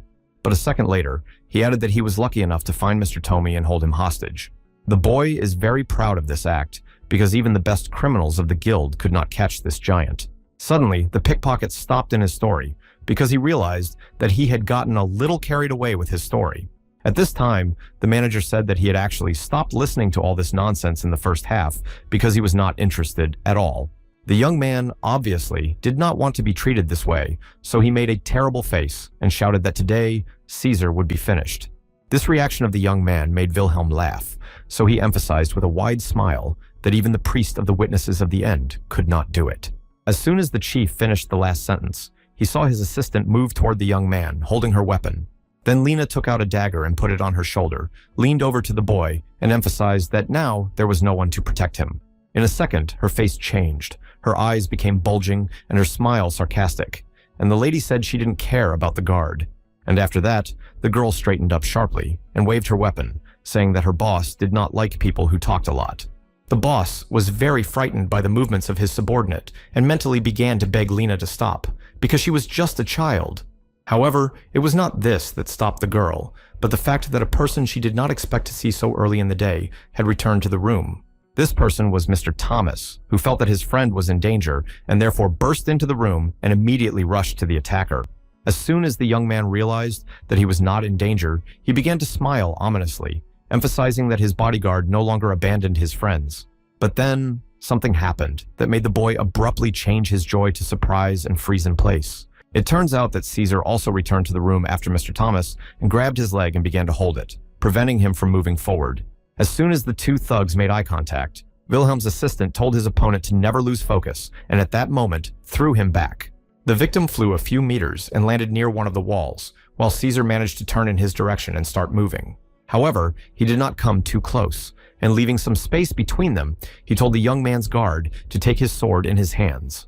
And after the words were said, the subordinate's eyes lit up with a purple light, and the system reported that he wanted to fight Mr. Thomas one-on-one. Wilhelm and Lena, standing next to each other, were shocked by the way the events were unfolding and could not even say anything to their friend. The young man's bodyguard began to slowly rise to his feet in order to accept this challenge with dignity and not immediately appear weak. But the system knew everything about him, so it issued notifications that he was tormented by remorse for leaving his comrades. Therefore, in order to start the fight, Thomas began to project the fear of the maze onto Caesar in order to incite anger and hatred. And finally, the system reported that the man had never felt so desperate, so he was exceeding his body's limits. Wilhelm and Lena hadn't moved since the previous moment. They were still standing in the same position and still didn't know what to do. At that moment, the manager was covered with cold drops of sweat from worry about how the fight might end. The only one who was not worried about anything was Caesar, who, on the contrary, liked such events, so he just laughed out loud before the battle. And suddenly, in 1 second, everything changed, and Mr. Thomas jumped high up and swung his sword in front of his opponent's face. And it was from that moment that the battle between the two giant men began. It was so powerful that even sparks flew from their weapons. Wilhelm and his assistant were quietly watching all this, and in 1 second, they felt a strong gust of wind that spread Thomas's sword. The manager realized that this was a pretty strong opponent, so he turned to Lena and asked if she wanted to help her partner. At this time, the two giants were engaged in a life-and-death duel, each of them exerting maximum strength during each blow. Finally, the young lady decided to answer, and without taking her eyes off the fight, said that she specialized only in covert killings. Mr. Thomas barely had time to take the correct stance to stop the kick his opponent was about to deliver. After that, his anger reached its maximum, so the man swung his sword wide and threw Caesar a little into the air.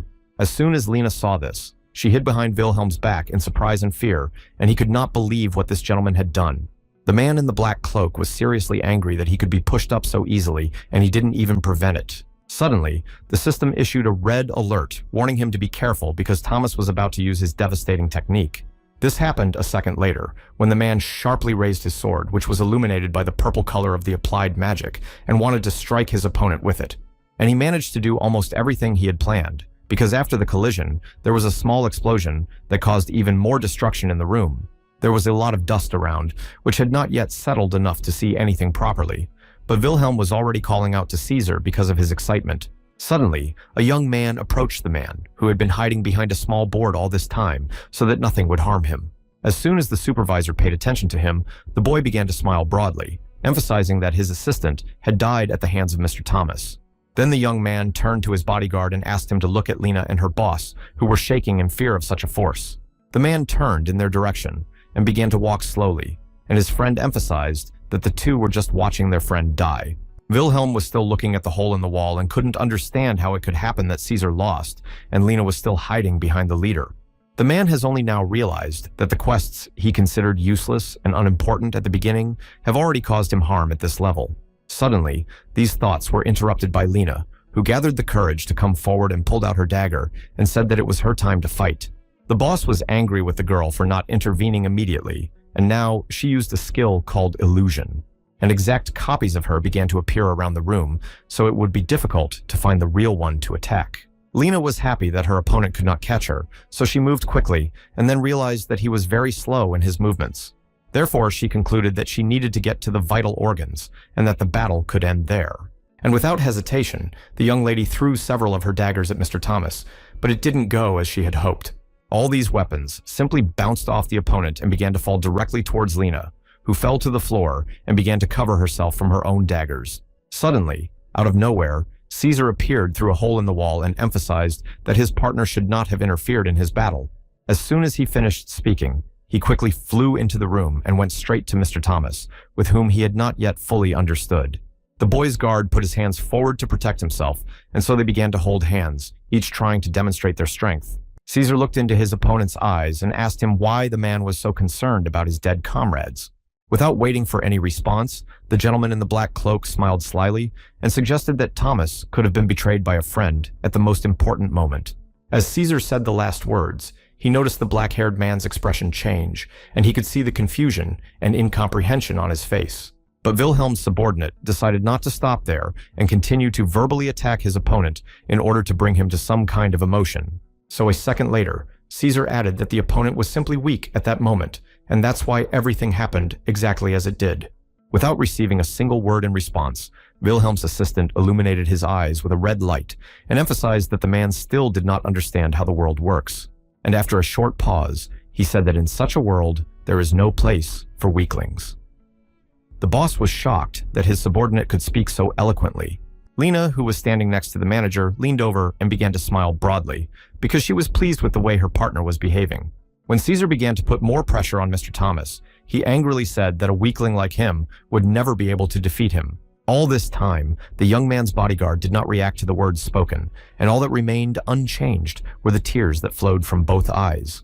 And all because he was concentrating on his thoughts, in which the image of a girl crying and asking him to save her life appeared. Thomas was overcome with rage, which forced him to grit his teeth and use all his strength to fight the attacker. In a second, he just exploded emotionally and began to shout loudly with his mouth wide open, while he was clutching Caesar's hands tightly. Everyone who watched from the outside froze in their seats in shock. Even the young man who brought the man here was surprised by his behavior.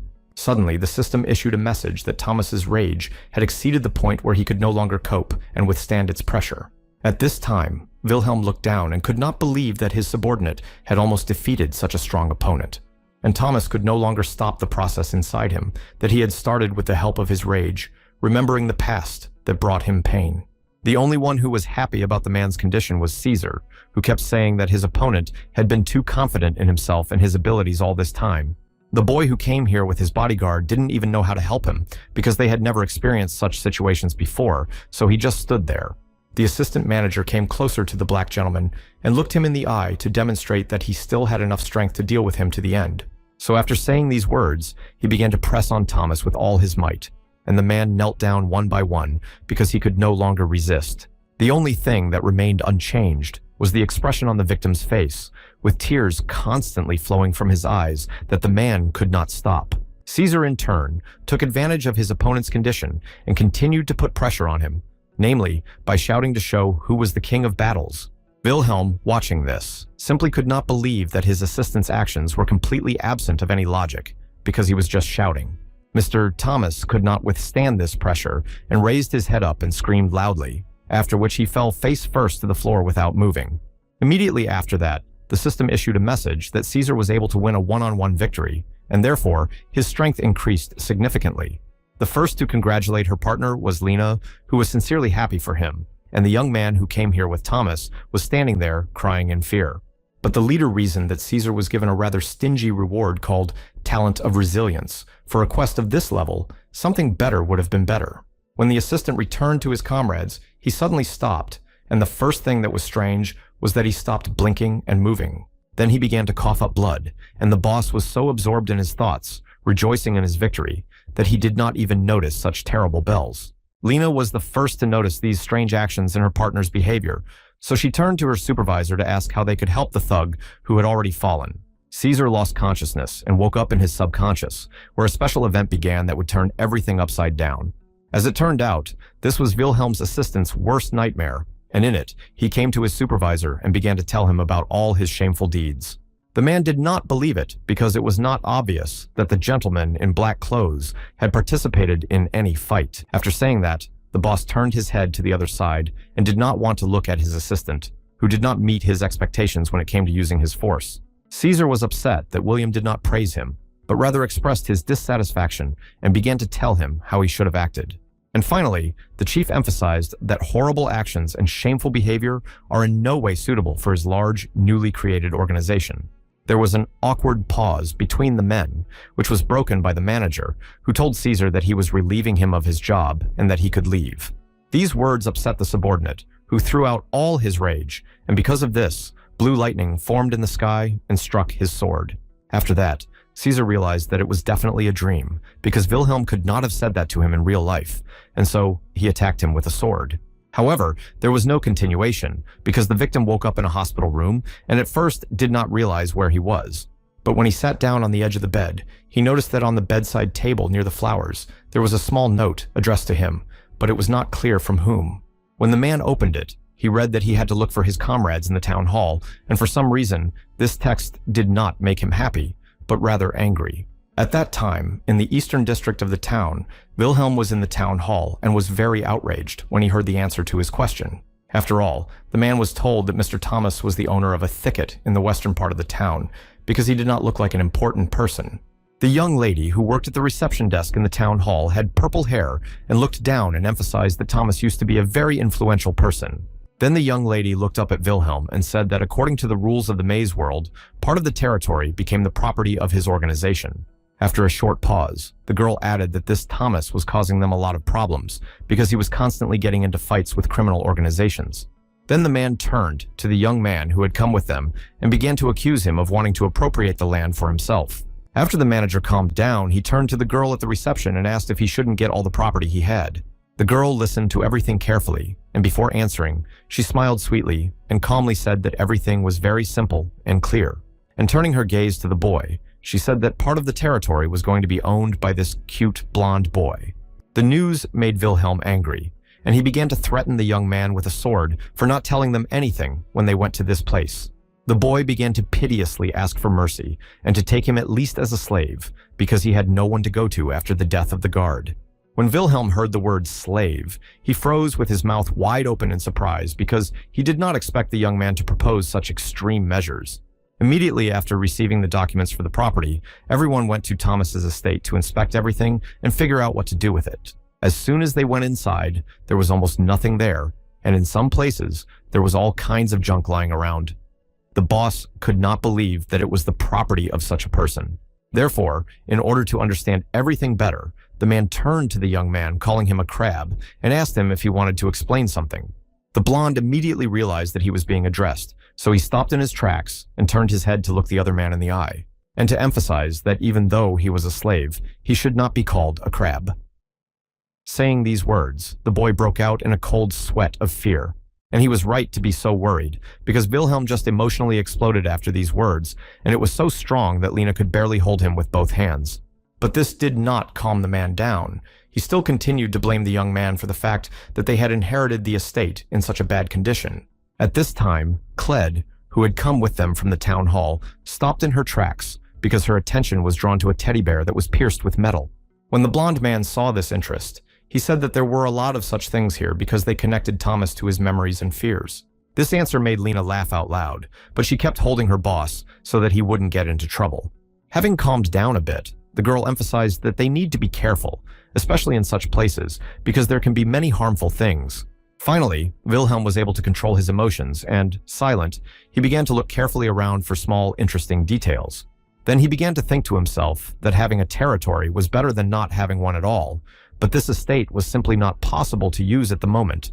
But they need to think about what they should do next, while the rest of the people present go in different directions to inspect the rooms. Cled, who was standing next to the new owner, holding her glasses, said that perhaps the best solution would be to demolish everything. These words surprised the boss, because for him, it was a very drastic decision that he was not ready to make, let alone implement.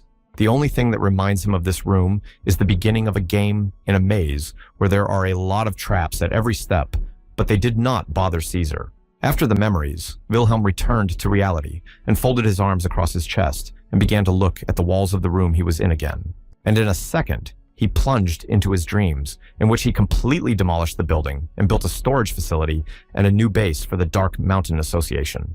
Everyone who came to this place paid attention to the leader, who changed his face and his expression became strange and mysterious, something even Lena had never seen before. In order not to interrupt her husband, Claude gently leaned over to the assistant and quietly asked if the gentleman always made such grimaces and received a positive answer. Then Wilhelm clenched his hands into fists and raised them to chest level, smiling and mentally asking Caesar to come back because he was missed. At this time, a subordinate of the chief was walking calmly on the main square of the town, not paying attention to the people passing by. After all, the gentleman was so immersed in his memories of the dream and how he was reproached by his supervisor for the way the task was performed and how it should have been performed. Suddenly, a man's voice interrupted these memories as he addressed Caesar as an ordinary passerby, but emphasized that the gentleman had a large sword. Wilhelm's subordinate stopped and slowly turned his head to the person who was addressing him and asked who the man was. Without waiting for an answer, he added that he should leave if he wanted to live. But the interlocutor smilingly said that he could not be defeated so easily. This statement made Caesar seriously angry, so he quickly approached the interlocutor and looked him straight in the eye and asked if he really decided to joke. The man continued to calmly say that there were rumors that a legendary fight between two bulls took place in the eastern part of the city.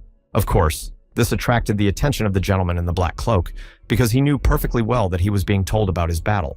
And the interlocutor continued that it is also assumed that only the greatest masters of their craft could leave such traces after the battle. Caesar didn't say anything after he finished, just continued to stand there and think about something, looking at the man opposite him. However, then the gentleman who was telling all this jumped up and started shouting that he did not believe in all this because it could have been a regular fight. The man in the black cloak is already gritting his teeth in anger because rumors of a skirmish, not a great battle, will continue to spread in the town. At first, he decided to find out why they thought so, and the interlocutor, raising his foot to the level of the pile, replied that there were no martial arts there at all. Then the gentleman abruptly changed his posture and said that you need to aim at weak points, and then you can strike an effective blow to the opponent. Suddenly, the man abruptly changed his pose to another one, this time with his hands covering his face, and he added that flexibility and maneuverability would lead the fighter to victory. A second later, the other man changed his stance again and was standing with one arm outstretched forward, saying that this was the art of the 100 steps. After saying this, the man turned to Caesar and asked him how he felt about it and whether the swordsman wanted to challenge him to a fight. Without waiting for an answer, the gentleman activated the magic that illuminated his body in blue and emphasized that then their names would be remembered for a long time. After a short pause, the gentleman still hoped to convince the thug not to lose his chance and get the prizes if he registered right now. At first, Caesar was a little hesitant about whether he really needed it now, but then, just for fun, he decided to agree and asked where to register. At this time, at Tomi's estate, Lena tried to teach the blonde man how to use his dagger, and he was quite good at it. The system reported that the slave had passed the first training level, and the girl was pleased with this and said happily that the boy had even outrun the boss. Wilhelm did not react to these words, because then Cled turned to him and asked when Caesar would come, since her workday had long since ended. In his mind, the man was simply out of his mind with rage, so he turned to his subordinate and asked where the hell he was and why he hadn't come yet. To entertain the young lady a bit, the manager first apologized for the assistant's delay and then said he wanted to ask the lady a few questions. Cled looked at the interlocutor with a playful glance, then said sweetly and lightly smiling that she would answer any question. And Wilhelm began to say that when he first came here, he looked around and noticed that things were not going well in this part of the city. The young lady just sat there and listened attentively to the continuation of the story about how even the town hall could not put things in order for the betterment of the local residents. After a short pause, the supervisor emphasized that he was confused by the fact that the state employee agreed to take them here after hours. And then he asked if they had noticed Caesar's potential and wanted to lure him away to use him for their own purposes in the future. Cled looked down and replied that the gentleman was cutting everything off his shoulder, and it was not surprising because he was the leader of a new organization that was on everyone's lips. Then the girl looked up and began to look the boss directly in the eye, hinting that such help on her part might be out of personal interest. Wilhelm's cheeks immediately flushed from these words, but in his mind, he was still trying to understand what the young lady meant. In the era of the Great Templars, the difficulty of the levels in the maze increased very quickly and dramatically. But in exchange, items were given that increased the basic characteristics of the character, which is why they became simply irreplaceable. This led to the fact that players started playing even in the dark and enjoyed farming some enemies and different events.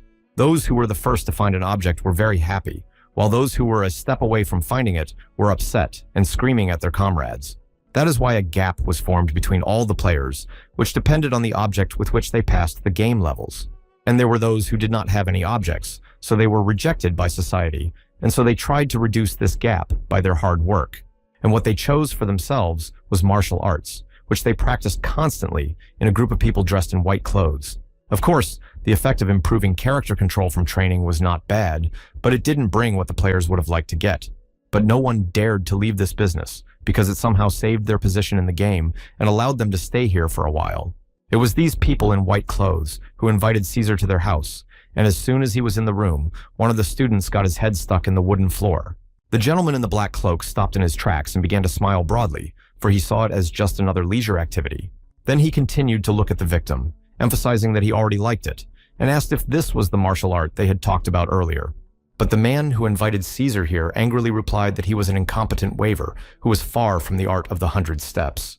However, this development only made Wilhelm's subordinate happy, so he smiled broadly and emphasized that these fighters had chosen a strange name for their art. The gentleman in the old clothes was simply out of his mind from the anger that took over his body and emotions, because he did not think that anyone would mock them. And to bring the man to his senses, Caesar grabbed him by the shirt and emphasized that he was not interested in any weaklings and asked him to bring a worthy opponent. Without waiting for an answer, he added that if they didn't, he would just close this useless mug for losers in a second. The students who heard these threats began to fuss with each other because they expected to see a newcomer, not this monster. Suddenly, behind Caesar, they heard the footsteps of a not-so-small man, and as soon as the disciples saw who it was, they froze in their seats. When the gentleman in the black cloak turned his head, he saw a rather large opponent who was furious at the chaos that was being created here. The man was also wearing white clothes, but his shirt barely fit because he looked like a rather pumped-up person. Caesar quickly pushed aside the loser who had brought him here and turned his attention to this giant because he expected a worthy battle. However, when he approached him and began to look him closely in the eye, in a few minutes, something happened that made the man very disappointed. After all, the gigantic man simply could not withstand the pressure of the gaze, and first made a face, and then tears began to flow from his eyes. A second later, he ran past the opponent, heading for his comrades, covering his face with his hands and swimming loudly. As soon as the upset man got to his friends, they surrounded him in a circle and began to calm him down, saying that the coach would deal with the impudent man. Caesar was seriously enraged by this, because he was clearly expecting something more than just tears when he came here at the invitation to the battle. So he decided to demonstrate all his anger to all those present, and the men immediately felt that something very bad could happen to them. After all, the gentleman in the black cloak illuminated his eyes with a red light and said that he had hopes for this place, but was completely disappointed. Then Caesar turned his gaze to the one who had brought him here and began to reproach him for telling everything so beautifully, but in reality, it was not so. After saying this, he began to walk confidently toward the students who were standing closest to him, while the man looked them in the eye. And when he stopped a few meters away, he smiled broadly and emphasized that now they would have to avoid dying to prove their point about the art of combat. Of course, these threats were like a bolt from the blue for all those present, and they froze in their seats and did not know what to do in this case. Suddenly, one participant threw his sign on the ground because he could not stand the pressure and wanted the guest to finally start what he had planned. When the chief saw what his ward had done, he loudly addressed him, asking why he had thrown his sign confirming his path. The man, with tears in his eyes, angrily shouted that all this time he thought he could overcome any problems with his own strength. But looking at this monster, he realizes for sure that he can do nothing with it, and he points his index finger directly at Caesar. Wilhelm's assistant, in turn, simply smiled because he felt that everyone in the room was afraid of him. Then the gentleman who spoke continued to emphasize that this guest had so many different weapons that he would deal with them all in a matter of seconds. Finally, it began to dawn on the mainstream of these students that something was really wrong here, and Caesar did not look like a beginner in his field. And the system decided to add some information and said that this gentleman in the black cloak was just a subordinate who was subordinate to some player. After that, the man began to shout sadly, "If this is just a ward, then it's scary to imagine what kind of monster his leader is, who destroys weaker players once or twice." Another student, holding his head, emphasized that they were doomed to die from the very beginning, and it could have happened at any time in their lives. The headmaster realized that this was already becoming a big problem, because all his students were beginning to doubt their abilities and capabilities. And although this guest looks very scary, one wonders who its owner is and how he behaves in such situations. The man who first made this fuss ran up to Caesar and began to tearfully beg him not to destroy it, and said that he was no longer a student of this place. The gentleman in the black cloak smiled sarcastically and asked a clarifying question to find out why the interlocutor was so desperate. However, Caesar did not wait for an answer, but swung his right hand, clenched into a fist, and slapped the man to bring him to his senses. Holding his shirt so that he didn't fall, the assistant emphasized that the fact that ordinary work will not allow you to go beyond your capabilities is quite natural. Caesar then leaned over to the victim and added that to reject this fact and cling to something crazy and unnecessary is the act of a pathetic coward. At this point, the rest of the students stood in their seats and listened attentively to all the words that their guest spoke because they resonated somewhere inside them. After saying that, the guest in the black cloak turned to all the students and asked them if they really thought they would deserve salvation in this way. And finally, the man clenched his hand into a fist, smiled sarcastically, and said that since they were so confident in themselves, they had to prove their immortality. The chief among these disciples again exploded with emotion and began to think that this Caesar was just a sick man who was ready to fight all the time. The rest of the students present began to shout loudly, throwing away their wooden certificates that they were indeed trained in martial arts. Some people blamed themselves for wasting their time on these useless trainings because they could have been farming in peace. The man who had brought Caesar here looked around in confusion and said that there was no need to make hasty decisions because there were so few of them left. Suddenly, a voice he had never heard before addressed the guest and menacingly ordered him not to touch his students with a finger. Of course, it attracted the attention of Wilhelm's assistant, and because of this, he stopped what he was doing and started looking in the direction where the voice was coming from. The unknown man came out of the secret room and at first did not want to show his face, so he remained in the shadows, where only his silhouette was visible. At the same time, events of a similarly large scale were unfolding at Thomas's estate, as Lena abruptly turned to her boss and ordered him to leave Cled. The man did not react to these words because he was immersed in his thoughts, pondering the meaning of the words he had heard. But a second later, he realized what Lena had said to him, and he turned his head sharply to her and mentally asked why he had to do this.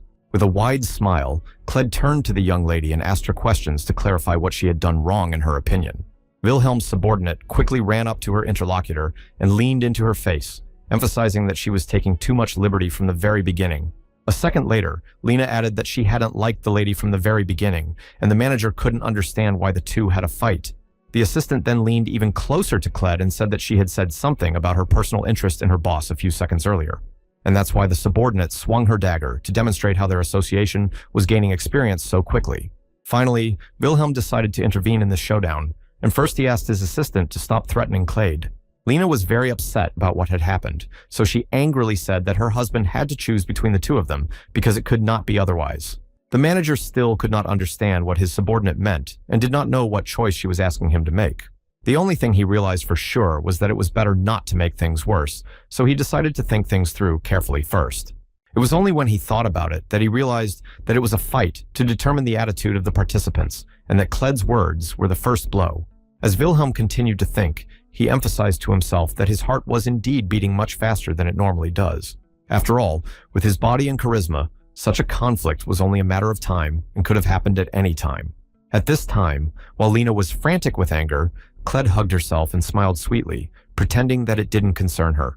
The boss realized that he needed to be perceptive in order to see what was hidden from view, but only very strong people have this ability. Therefore, he initially wanted to succeed in the fight by first conquering Cled with charisma and only then using an ability called penetration. However, then something happened that made the gentleman quickly close his eyes to avoid seeing what was before his eyes. But when he opened his eyes, nothing changed. Everything around him was in some pink shades, and as it turned out, it was his subjective view. The boy who came with them to Thomas's estate had gotten a box of popcorn somewhere and was watching the situation and enjoying the treat. At this time, events were also unfolding quite quickly in the place where Caesar was staying, and the coach, who had not yet had time to heal, came out to the guest. The older gentleman, holding onto his belt, emphasized that Caesar, even with such power in him, came here and made such a mess. Then the system gave a message that this gentleman was an art trainer called 100 Steps, and his name was Cato. As soon as he opened his mouth and shouted what the guest was going to do, a powerful, cool air blew in. Caesar also felt these air currents on his face, but it did not frighten him. He simply smiled broadly in response. But he was already tired of being here, so he lifted his leg high up to demonstrate his skills. And as soon as his foot touched the floor, it immediately cracked into small pieces, between which a bright orange light glowed at first. The students managed to group up in time to withstand the explosion Caesar had set off a few seconds earlier. After a short pause, the guest began to laugh out loud, saying that he enjoyed mocking the weak. The trainer also decided to keep up and used his abilities, which manifested themselves through magic and 2 streams of turquoise color. Then the man opened his eyes and looked at his opponent and warned him not to expect a pardon from him, because he would not do it. Immediately after the last words were spoken, the older gentleman spread his arms and legs wide apart and loudly proclaimed the power of 100 steps. After that, the coach directed these 2 streams directly at Caesar, who had been standing in front of him all along, but not too close. Dodging this attack, the subordinate was thinking about how he could not win by dirty methods so as not to upset his boss again. After all, a true victory must be unquestionable and elegant, for this is what Wilhelm had hinted at in his terrible dream. Therefore, as soon as the coach launched his force towards Caesar again, and when they collided, there was a powerful explosion that destroyed a lot of things around. The gray-haired gentleman made every effort to stay on his feet in order to continue fighting if necessary. After the smoke and dust settled a little, the man first saw the silhouette of his opponent standing with his back to him, his head bowed down. But what he saw next made him freeze in his tracks, for Caesar turned sharply and it became apparent that he was holding the student who had taken the entire blow. The coach was seriously frightened, so he decided to ask for an end to the showdown and for no one to touch his students with a finger. As soon as Caesar released the victim, the chief immediately ran to him because he was worried about his condition, and the guest emphasized that such burns are not fatal. While Wilhelm's subordinate was walking across the room, the coach turned to him and called him a freak and asked him his real name. The gentleman in the black cloak, without turning to the interlocutor, replied that his name was Caesar, and he was a member of a new association called the Black Mountains. The gray-haired man listened attentively and emphasized that he had never heard of this association, but assumed that all its members had sold their souls to a demon. The guest did not like these accusations very much, so he stopped, turned his head back a little, and said that it did not concern him at all. The trainer continued to sit next to the victim who was lying on the floor, but still did not want to let Caesar go so easily. However, the gentleman in the black cloak made it clear that he wanted to learn perfect combat, but the teacher was not competent in the learning process. After a short pause, Caesar illuminated his eyes with a red light and said that he was not going to waste his time on them anymore. After these words, the gray-haired gentleman knelt down and told him never to come back to them again, and finally wished him to leave in peace. The last phrase made the guest laugh, so he changed the trajectory of his movement and even asked what kind of peace he should leave this place with. When all those present noticed that Caesar was coming at them again, they naturally froze in their seats in fear because they did not know what to expect from this man. Suddenly, Wilhelm's subordinate stopped a few meters away from the students and emphasized that the lighting was good and that he would own the place. The coach, of course, did not like this fact, so he quickly jumped to his feet and shouted that it was simply not possible while he was still alive. Immediately after saying these words, the gray-haired gentleman turned to his disciples and ordered them to take the life of this monster at any cost. At this time, at Thomas's estate, Lena decided that the boss should decide whether he wants to have fun with Cled, who clearly has a very big heart. Wilhelm did not know what to do, so rubbing his beard, he first thanked the assistant for being so attentive and caring towards him. However, this did not calm the girl down, but rather angered her even more, and she continued to scream, while the boss tried to figure out what the lady meant. Suddenly, the manager broke away from this emotional exchange and turned his head to Cled and asked her what she thought about the situation. The young lady again looked at the interlocutor with an unusual look and then smiled sweetly and said that he was quite a good man. The system decided to explain the words to Wilhelm a little bit, so it told him that not being so bad means that you are just an ordinary man. Suddenly, after these words, Lena calmed down and went up to Cled and put her hands on her shoulder, saying that it was too much and that she might lose interest. The boss was so absorbed in his thoughts that they did not leave him alone, and this gave him a terrible headache that felt like it was going to explode. It was at this time that Caesar was dealing with the students who were attacking him from different directions one by one in order to fulfill the coach's order. As soon as he realized that he wanted to rest a little, he grabbed his sword and struck the floor with it, creating a small earthquake and destroying the flat floor.